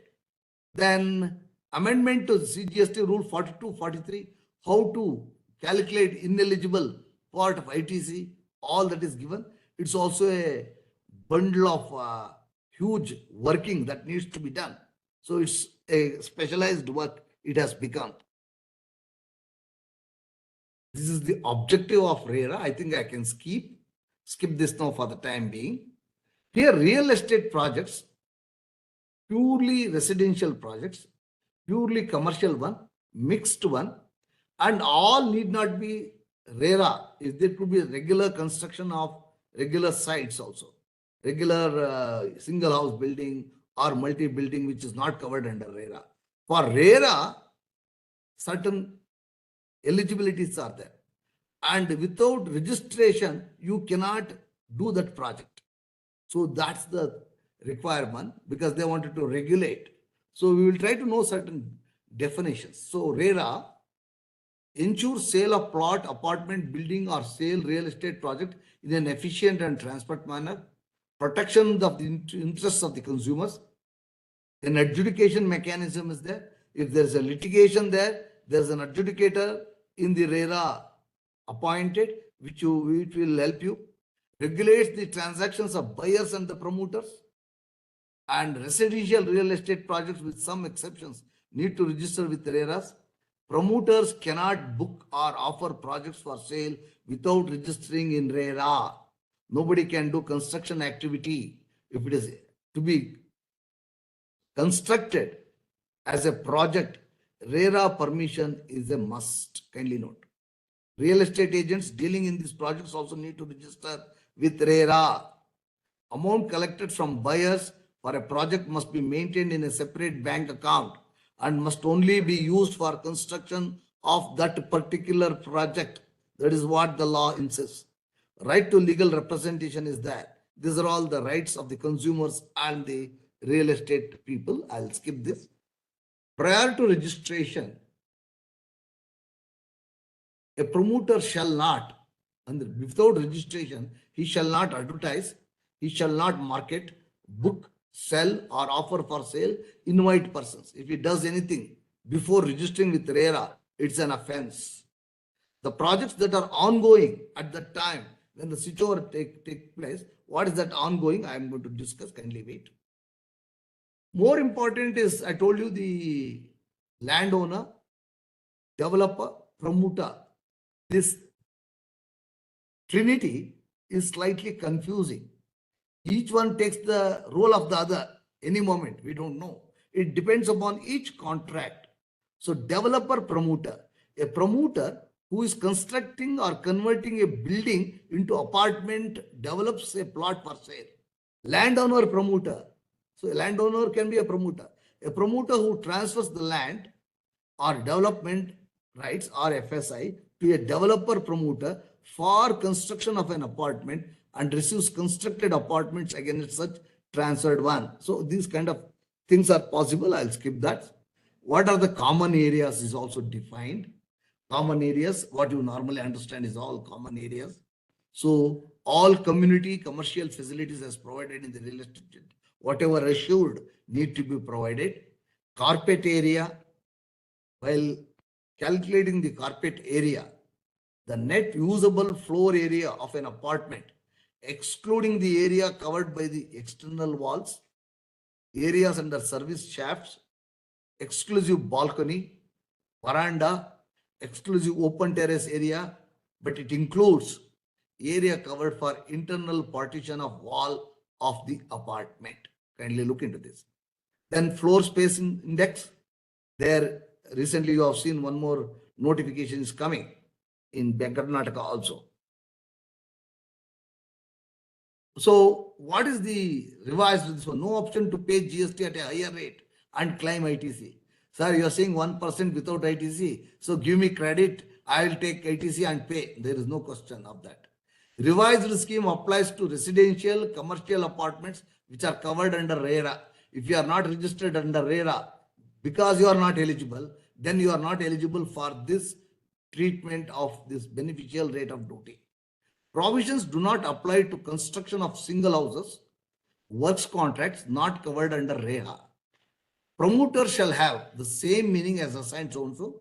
New scheme is compulsory for projects commenced after 1/4/2019. You cannot have the old scheme. If it is an ongoing scheme, you can switch on, or you can complete it in the old scheme and then you can come here. So here certain words I will be using. Real estate projects, REP. Both residential and commercial apartments will be there. It is, some of them are called RREP, where the commercial apartments in a residential apartment is less than 15%. So there some more benefits will come if it is commercial apartment not more than 15% of the total carpet area, RREP.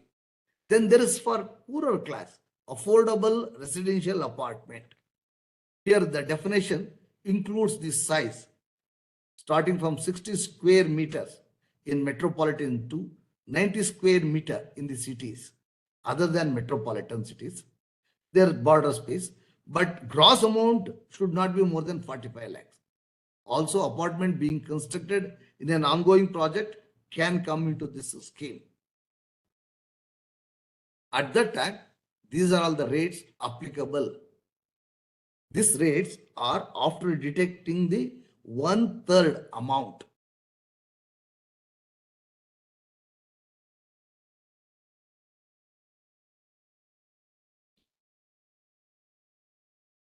Here, the notification will be for 1.5%, but we have made it 1% after leaving off that 1/3.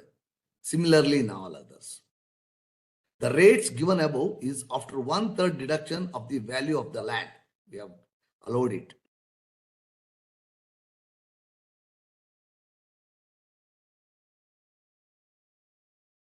If you want to know with, sir, it will be 18%. You can call it as 18%, reduce the value by 1/3. Both mean the same. Okay. This is how it is calculated. If it is affordable residential, means 60 and 90 square meters within 45 lakhs, then 1% no input tax credit. Non-affordable, 5% no input tax credit. For commercial portion in a residential complex, 5% no input tax credit. If it is more than 15% of the corporate area, it's a residential area, but it is the commercial thing is more than 15% at that time. Affordable residence will be 1%, non-affordable residence 5%, for commercial portion 12% with input tax credit. Here 5% without input tax credit if it is within 15%. If it is more than 15%, you need to adopt this for the commercial items. Here, this breakup I have given to make you understand, because it's an online class. I wanted you to get more inputs as much as possible. Now, one or two clarifications we will try to see. What are the, from 1/4/2000 rate of applicable on the construction of residence, construction of affordable residence, 1% without, 5% without ITC, total consideration, that's what. The above rates are from 1/4/2019. It is available in a project which commenced on or after 1/4/2019 as well as on ongoing projects. So both ongoing projects are brought in there as well as the future ones. What is this ongoing project is also explained there.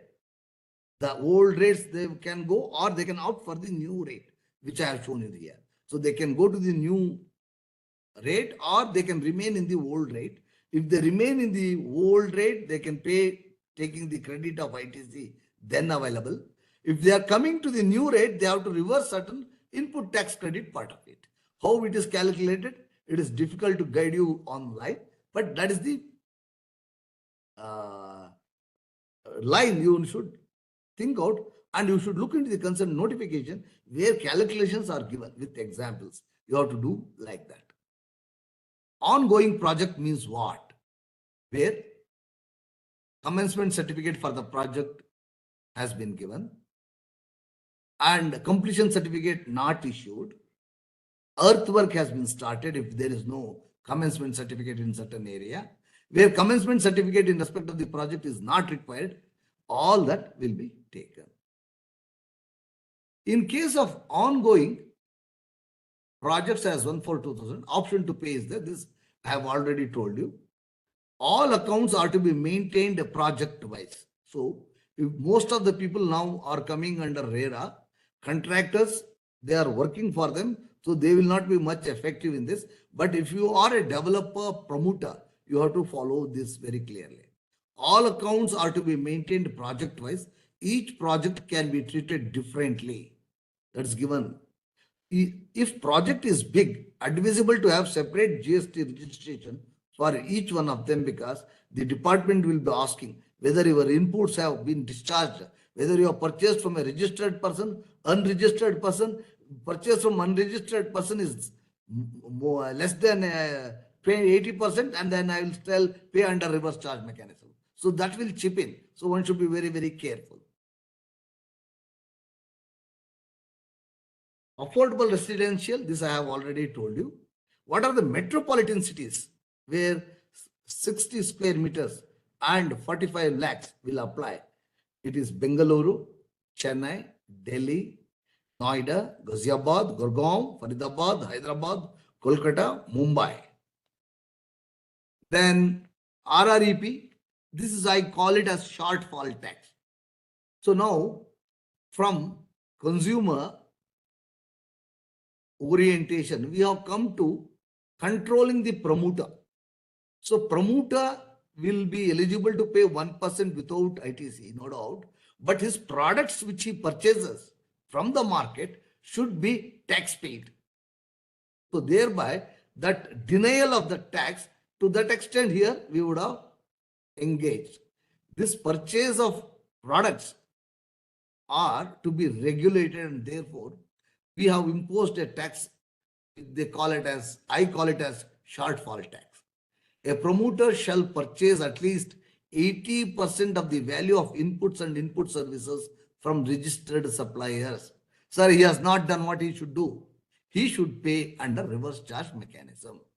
And this is not applicable to cement, because in cement, he has to purchase 100% on payment of tax. If he has purchased without tax from anybody who is exempted, he has to fulfill it by paying the tax himself under reverse charge mechanism, for which he is not eligible for input tax credit further. Kindly note it. If it is a thing to be discharged into a commercial complex where ITC is eligible, there he can use it. But for domestic purposes, non-commercial purposes, this will be his cost. And that ratio is also going to be worked out. That's why I said project wise. Commercial projects, bring it separately from the domestic projects so that there is no confusion. This is what I have told you.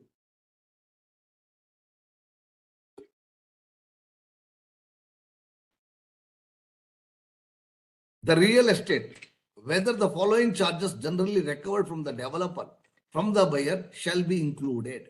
So there are certain charges like amenity charges, society formation charges, advance maintenance, legal charges.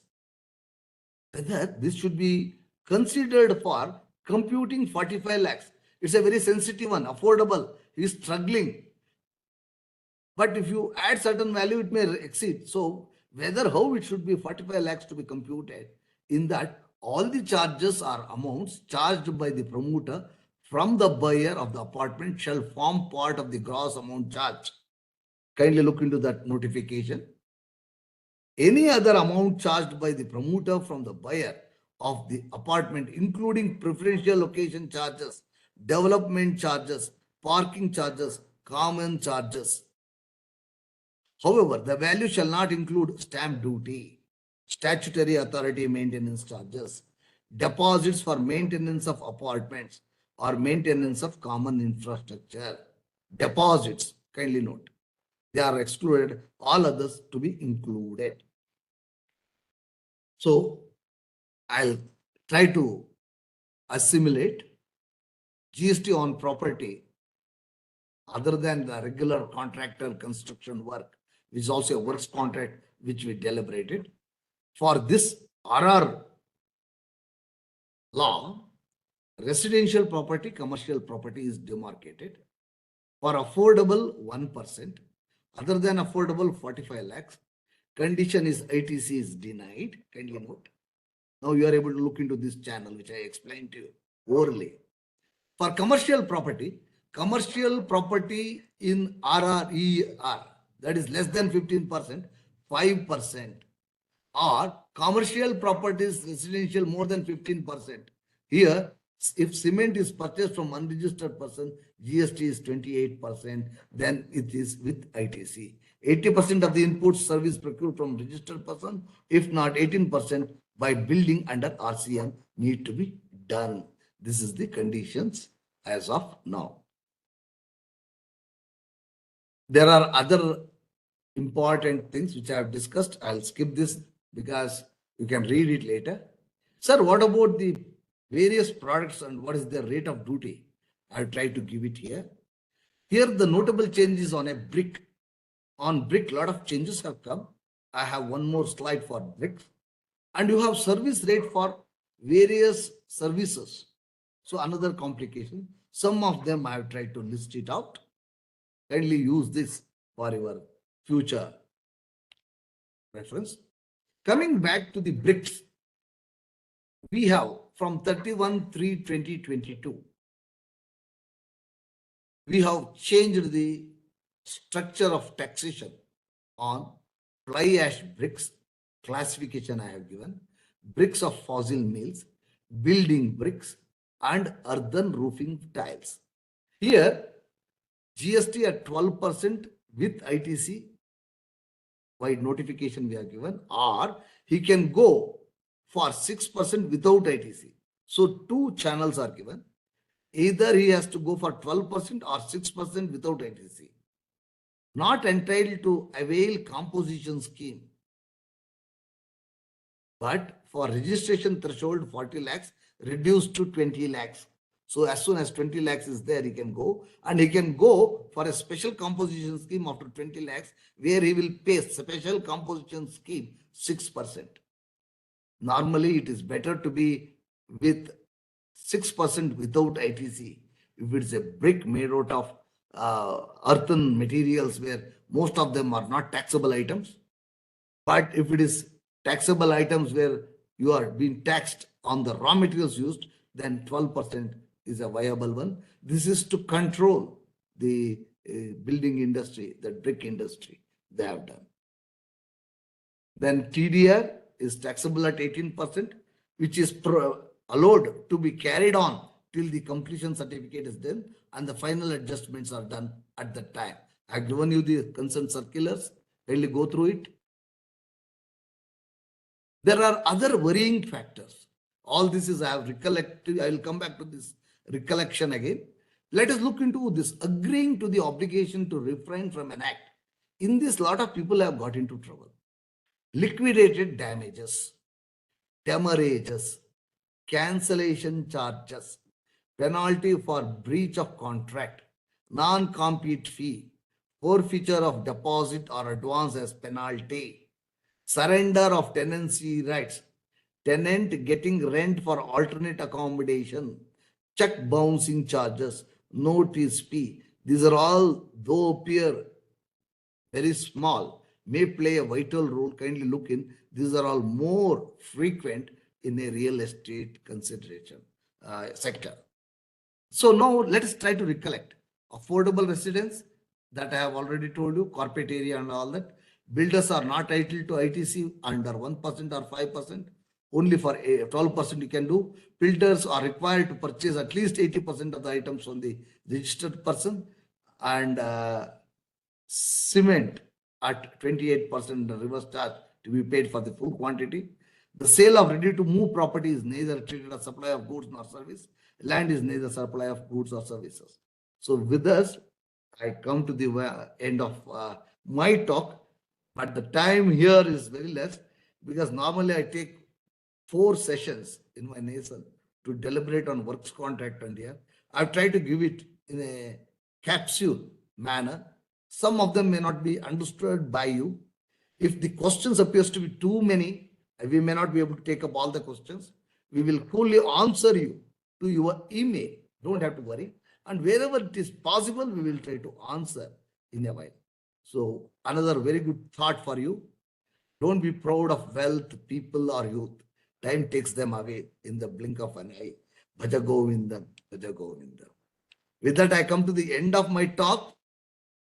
And I open up, I will, actually I wanted to show the rates of tax which you are aware, the notification. I'll try to spend 1 more minute, kindly wait. I hope this is visible. This is a very important one, updated notification, which has been done. Our people, CBIC is doing extremely well. Even in the customs, where that 22, from 2022, classification changed. Our TRU has given updated versions of customs tariff. Kindly download and keep it for GST purposes. Very much important. Where all the chapters, wherever changes are there, they have marked in red and they have given earlier chapter, later chapters and all that. That is very essential. Here, if you look in download this, which is available in our website up to 18/7/2022, it gives the full picture. I have marked it. This also I am going to communicate to you. Don't have to worry. Which are all effective I have given. You can see here 3.75. You are looking into 0.75. Here it is a 0.5. It will become after deduction of the land part of it. Then 0.5 plus 0.5, 1%. That's what I showed you in the PPT.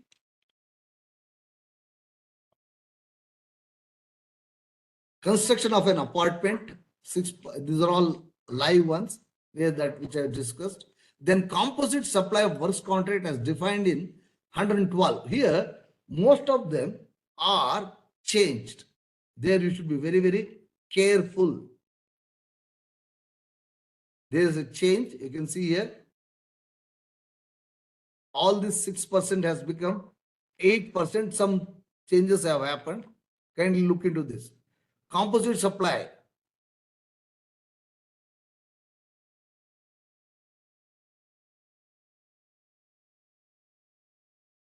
I think it is not here, only one I wanted to show. Services by way of housekeeping such as plumbing, carpenting, etc. 2.5%. This is there. Kindly look in.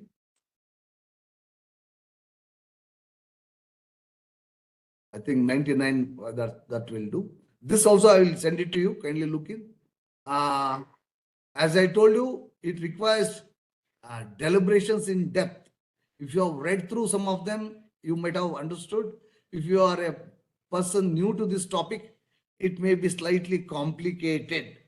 As our in the initial stage, our people told, it's slightly difficult also. So with that, I come to an end. Thank you. I stop sharing the thing. We can deliberate on question answers. Madam, please. Thank you, sir. Sir, thank you, sir, for your detailed presentation. Sir.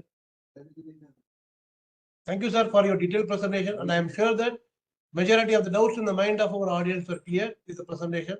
Now we will move on to the question and answer session. To proceed with question and answer session, along with our faculty, Sri KG Kodanaram, Assistant Commissioner retired, we have also invited Srimati Shreya Gupta, IRS, Deputy Commissioner, CGST, West Commissionerate, Bangalore. We thank you for your gracious presence on this occasion. Now, let us look at the question in the chat box. Yeah. Yes. Madam, one by one, we'll see the question in the chat box, then we'll answer that. Yes. I'm slightly unable to. Kindly help me, madam. Most of the thing I think you can answer. If there is anything to me, Anything. You can take it up wherever you feel, because no, I am not able to see. I am not good at using computers. I am born. My computer came in 95, 96 onwards. I have seen the computer, and in my department after 2000. So I am totally illiterate as far as this is concerned. Madam, one Mr. Sedunath, 3:30 p.m. In work contract. Kindly increase the volume. It's not audible. Can't hear. Increase. In WC, value of works contract, value of supply, where value of land is included, is considered 2/3 of the entire price paid by the supplier. 1/3 considered as value of land. Yeah, land being exempted. But what if the scenario is such that land value portion is more than 1/3? Yes, there we have problem. This only I have already explained to you. Because it is not possible to bifurcate it. This is the actual issue that has gone to a court of law, where court has allowed. But I don't think that will end there. It's only a beginning of a confusion.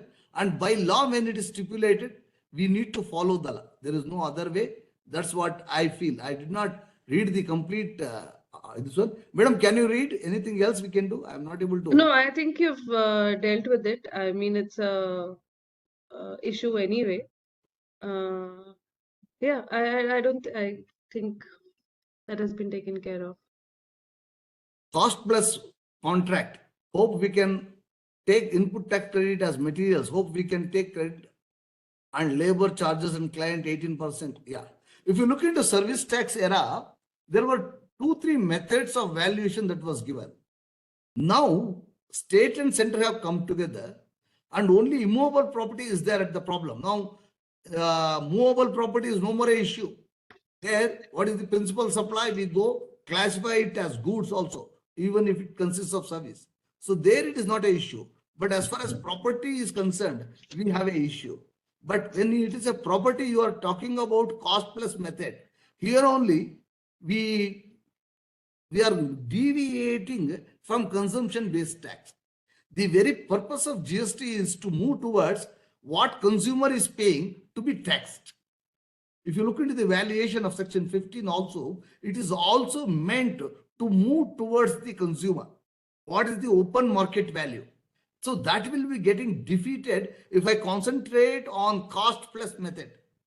Cost plus method may be okay if it is an industrial user. If it is a final consumer, cost plus scheme is going to deviate. Where it could be adjusted, that's what has happened. There again, litigation will be there. Anyhow, litigation will be there. So by law, they have given 1/3 off and try to subvert, saying that what is the final discharge by the consumer should be the criteria. And therefore, other methods are not allowed. In fact, valuation in all other schemes, all the three types of their cost method, purchase method, and all that. Now we have stick on to this method. Mandatorily, we have fixed so that there is no ambiguity, there is less confusion. That's the thing. Sir, Madam, do you have anything to add there? No, I don't know much about cost plus works contract and what was the regime in the service tax era. So I think. Okay, don't worry. Yeah.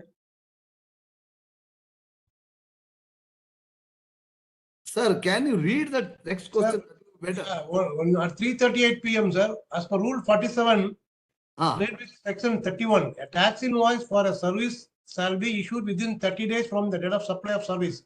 The tax liability commences immediately after the issue of the invoice.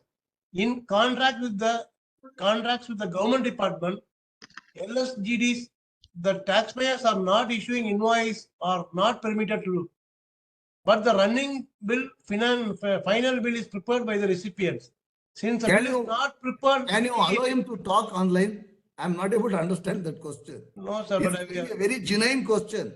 I am not able to understand the implication. Sir, let him give a question to our mail ID, sir. I have given the mail ID. Kindly ask him. We will answer him. I have an answer. Elaborate answer is there. Yes, because yes. this was issued. This was an issue very much in the Karnataka. Yes, Karnataka, they have completed and they are not able to raise the invoice because government has not certified. Sir, within 30 days, if I am not paying invoice, I have to make payment, you are saying. Then what is the completed date? They were struggling. I told him, the best way is, who says that his work is completed? Government should say his work is completed. Government has not said. They were not able to make invoice also because they have given that final thing which they have done. Government has to approve. Then only they will raise the invoice. I told them in such cases, completion of work has not taken place. Unless the buyer says that you have completed the work, and if he certifies that you have completed the work, then only your invoice date will start. So you don't have to worry. Like that, I have given certain opinion. I think that may be helpful to him. If he comes, I will try to give him more convincing. Yes, sir. Okay? Sir, one Mr. Prakash at 4:03 p.m. In joint development agreement, case of converting land into sites, who is liable for taxation under GST? Yeah. There, I have a slide. I will just, I just skipped it. I'll go to that slide. I'll upload that. Kindly wait.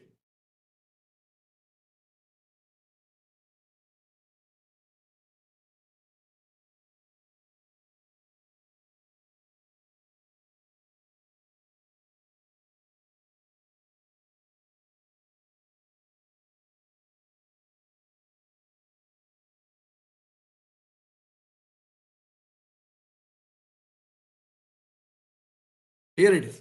Whether sale of land after leveling, I think just expand it, right? Leveling, laying down drainage lines, etc. is taxable under GST.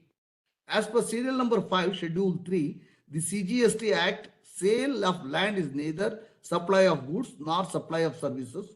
Therefore, sale of land doesn't attract GST.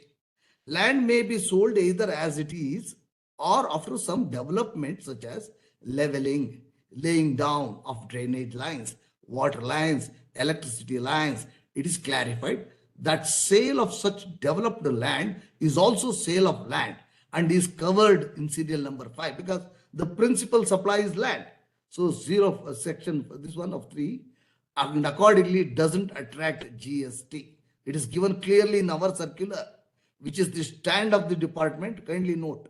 So however it may be noted that any service provided for development of light, like leveling drainage lines, shall attract GST. In other words, if I'm a contractor, if I'm hired by a landowner to do some demolition work, I have to pay GST. I have to collect GST from you. You may be a landowner.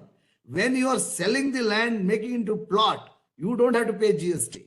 But for doing the conversion, whatever contractual things are happening, there you need to pay. I think you are able to understand this.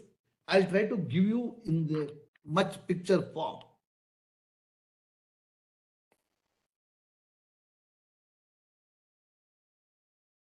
See, for example, I'm having a land. I have doing conversions into sites. I have having contractors A, B, C for various purposes. These people are doing this work. I have outsourced all of them. They are subjected to GST. Here you are not eligible to take ITC. Means this becomes cost to you. And when you sell the plot, you don't have to pay GST. Here again, this chain gets cut because of the immovable property coming into existence. Senmat chains, earlier we used to call, now I call it as ITC chain, breaks. If you read ITC chain break with Somnath book, you will understand. Actually, if everything is taxed without exemption, that will be a very successful GST scheme. If there is exemption, it becomes the cost to the product. Even sometimes I say, in GST era, 5% is less than nil rate. If you sell a product at nil rate, all the inputs that are there become cost to you. Instead, if you pay at 5% with ITC, you can utilize them and you may be bearing 1% or 2% or even less than that. Otherwise, this 5% will become cost to you. So there, in GST era, nil is more than 5%. Sorry, 5% is less than nil. I think I have answered him to some extent. Yes, sir. Yes, sir. But I think he's talking about joint development agreement when the developer transfers it to the landowner, is it? That is different. That That's is totally different. a different. Okay, Or okay. that also I am having a slide. Let me skip that because that takes to a different. Yeah, that's a very notification. elaborate Elaborately we need explanation. to Yes. work. Okay, it goes out of works contract. It's a separate input itself. Yes, sir. We can answer him on mail. Ask him to give a mail. We will send it. Yes, sir. Is solar power project contract is work contract? Huh? Whether that solar power project contract is a work contract, what is the taxing procedure under GST? Solar power project. What is the contract agreement made plays a very vital role. If they are fixed on a thing and it is not movable or whether it is movable plays the vital role. So how it is fixed? What is the contract done? All that we need to do. If it is something only kept and it can be shifted from place to place and all, we can still allow them. It is not a immovable property. It is not a real estate property. If it cannot be moved, if it is totally simply grouted for the ease of performance of it, then it is possible. Both are possible. That's why the examples which I gave you and the case laws which I have given you, kindly look in. The contract and the actual existence of those equipments there plays the right role to take a decision. If he is interested, I am ready to travel to his place and check whether it's the plant is movable or immovable. Okay? Don't have to. We will see. Depends upon that. Because both types of sets they do. Sir, one Mr. Sedunath at 4:12 p.m. in JD agreement, wherein a certain percentage of built-up area is given to landowner upon completion of the project towards land consideration. What is the GST applicability? What is the point of taxation? Who is liable to remit the tax? And what rate? See, this is also very clearly given in the FAQ. Yes, so, sir. to put it very simple, that TDS gets, when it is a share of this, it gets transferred till the completion of this project. At the time of the completion project, if the plots are, the buildings are sold, then it gets absorbed. Otherwise, if the landowner keeps it for himself, then on that he has to differentiate that money and due. Don't be under the impression that landowner doesn't have any consideration. It's clearly said the landowner's consideration is the interest in that property itself. So that is the consideration for the promoter. Promoter he has paid in the form of land, not in the form of money. So it's a consideration. So that's also clarified, but it is postponed for ease, where the promoter, landowner, developer or combination till the completion of the project. If the landowner simply sells that thing, then it's a separate way. So there are two methods possible, and exemption also is available in certain situations, depending on that. Yes, sir. Sir, at 4:18 p.m., after completion certificate, sold is not taxable. Then, sir, corresponding ITC associated reversed on the date of completion certificate, his interest is applicable on the extent of ITC reversed. As it is not utilized, It's see, no, there there's are no two interest. things. Availment of ITC, utilization of ITC. If he has not utilized, earlier we used to charge on that. In 2018, we brought an amendment now. So we are not charging interest on that. Okay, sir. Sir, on Suresh Chatter 431. Sir, e-invoice is compulsory for work contract. For everybody, it is compulsory. Yes, sir. Okay. Beyond 5 crores now, where all India turnover is 5 crores and above, or most of them have not using this e-invoice. Please apply this. This will save you. It will help you. Sir, on Mr. Sedunath at 4:40 p.m., sir. In the case of residential project stalled and discarded by the original developer, if the apartment owners association itself taking possession of the incomplete building and proceeding with the remaining works for completion, what is the GST implication here? Here it has to be studied in depth in what situation he has left and what are the things to be done, whether it gets covered under RERA, whether it was an ongoing project, and whether this ITC eligibility is there or not. And when they are bringing goods now, which is beneficial because they are the owners of the land now, literally. So there, the scenario will change. It requires a detailed examination of the facts and then deliberations. Yes, sir. On Mr. Ramakrishna at 4:59 p.m., sir. To share your views on liability to pay GST on TDR in case of construction of residential apartment where the builder could not sell all the flats in the project. You have to reverse. You have to make payment yourself. If you have sold, okay. Wherever it is not sold, you have to reverse. How to calculate? It is given in the notification. Sir, on Mr. Sedunath again at 5 p.m. What is the rate of TDR? 18%. Yes, sir. Yes, sir. Sir, on Mr. Sedunath at 5 p.m. In the case of cancelled booking, how can the builder adjust a GST portion in advance amount paid by the client? Because as per RERA, the developer is bound to repay the entire money received after deducting forfeiture amount, if any, as per agreement. In the FAQ, how it should be done has been explained very clearly. Vouchers, invoices, credit notes, debit notes, you people know very well in the accounting arena, use them. But here, if it takes beyond the this one also now, issue of credit note is delinked with the invoice. So thereby you will not have problem. And when if you have refunded the GST, then you are eligible for that GST part of it also. That is clearly given. Kindly look in. And FAQ, 2 FAQs are there, which are very, very important. I think department must be able to give me, or yourself able to, but I have segregate them. I will communicate to you that as well as rate list along with my PPT. Let the fraternity be benefited. Yes, sir. One Mr. Naveen, sir, at 5:02 p.m. In GSTR 7, why not change is made for supplier invoice number and date? As in work contract, we raise invoice in, say, April 2023, and government department cuts TDS in July or August. Yeah. But some suggestion he has given. Yeah, he has given. Please visit your concerned organization. Through that, you send the suggestion list. We will actively look into it, and what best, the GST Council will take a decision. We are not here to take that decision, please.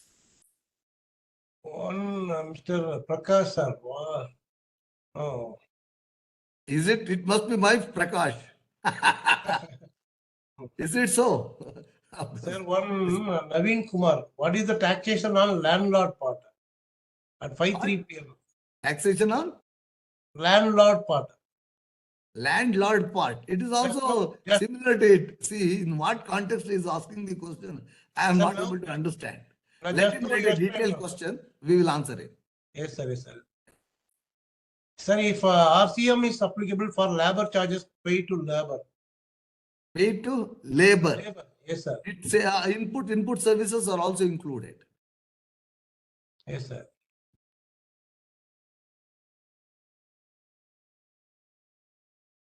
Sir, one Mr. Pranav at 5:09 p.m. Sir. Hmm. In case of affordable home projects, we need to pay MAT at 15% on profit instead of 26%, and it can be recovered within 10 years in future at 10% on income tax. So probably he's giving some suggestion. Yes, Ask sir. them Yes, to sir. come through their association. We Yes, can sir. effectively look in. Yes, sir. Yes, sir. Yes. Yes, sir. If any further question, let them give it to our mail Yeah, ID. that will be. Shared our- We are already late. My wife is also want me to get Sir, back. already I have shared our mail ID, sir. Let them give that question. We will Yes. answer later. Similarly, so many requests has come for PPT, sir. Yeah, For yeah. PPT also, I have given our mail ID, sir. Let them give the request. I will share it to them. Whoever there today's trade no, sir, I will share it to them, sir. Let them share it to them. Thank you, sir. Thank you so much, sir.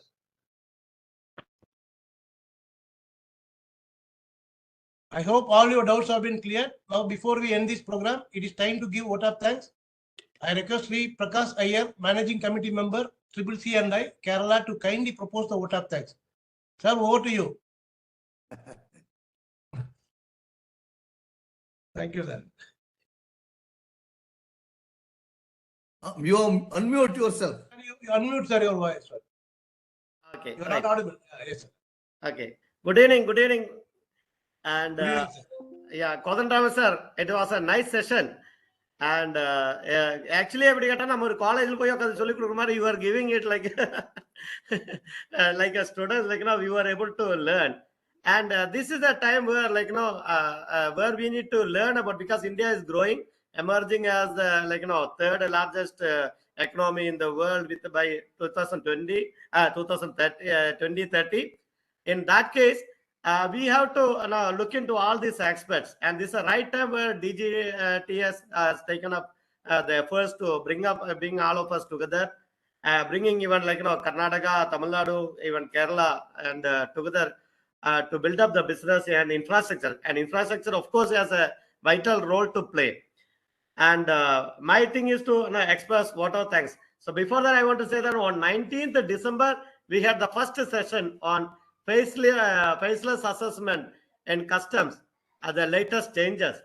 And 18th January, we had a session on audit compliance on GST.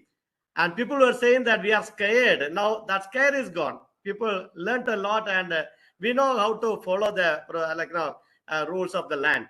And now the third is on 22nd. Almost every month we have a program. So I would like to thank DGTS for organizing this session very effectively, bringing up all the stakeholders together. And many times we cross about 1,000 participants also. This time also we had good numbers participating in this.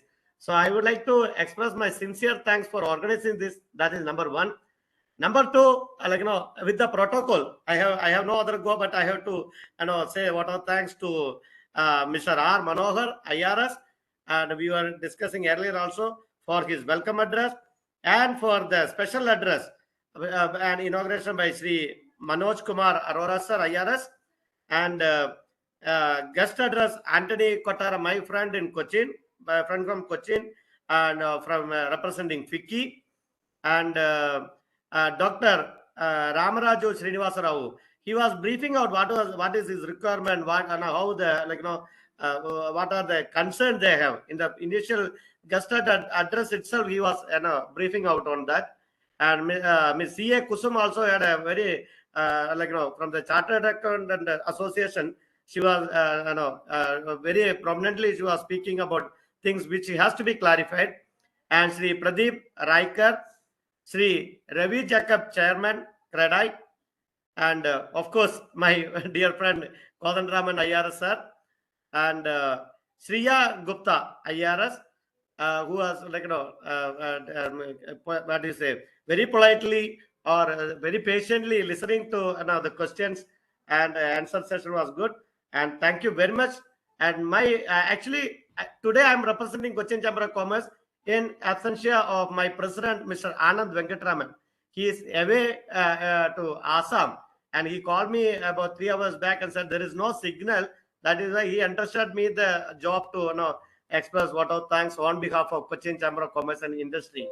And of course, Mr. Ebenezer and Mr. Shastri, my friend, who are initially in discussion with me until still it is continuing. So thank you very much for organizing the program, and thank you very much for briefing out. And the participant, of course, without participant, we won't be able to make it successful. And it has been done very well today. So thank you very much. I think we'll catch up during March also now. Thanks. One last word I want to tell. Yes, sir. See, the taxation thing has moved from the era of regulation to a facilitation. Here, we have come to an era of self-assessment. Who is going to decide? It is the citizen, it is the taxpayer, it is the registered tax person. Now, the law is made by the citizens and it is available with you. You are supposed to understand and implement.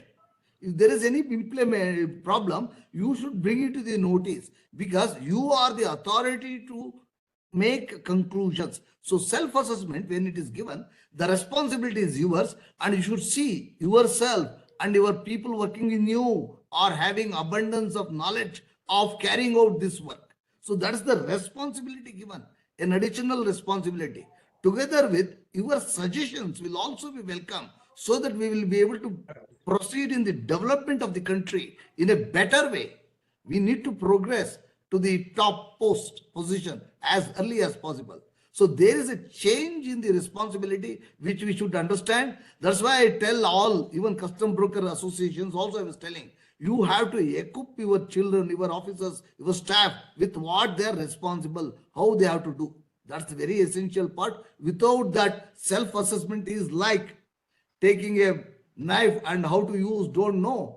That may cause a problem.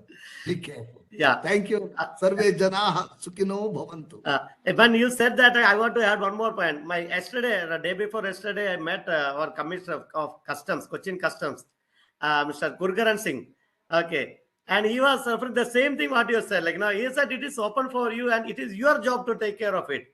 And so much facilitation customs can do. And we need to support them back. That is what he was also saying. So thank you for reminding that, sir. Thank you, sir. Sir, thank you. Now, with the permission of the chair, I declare the session is closed. Thank you, one and all, for your kind presence.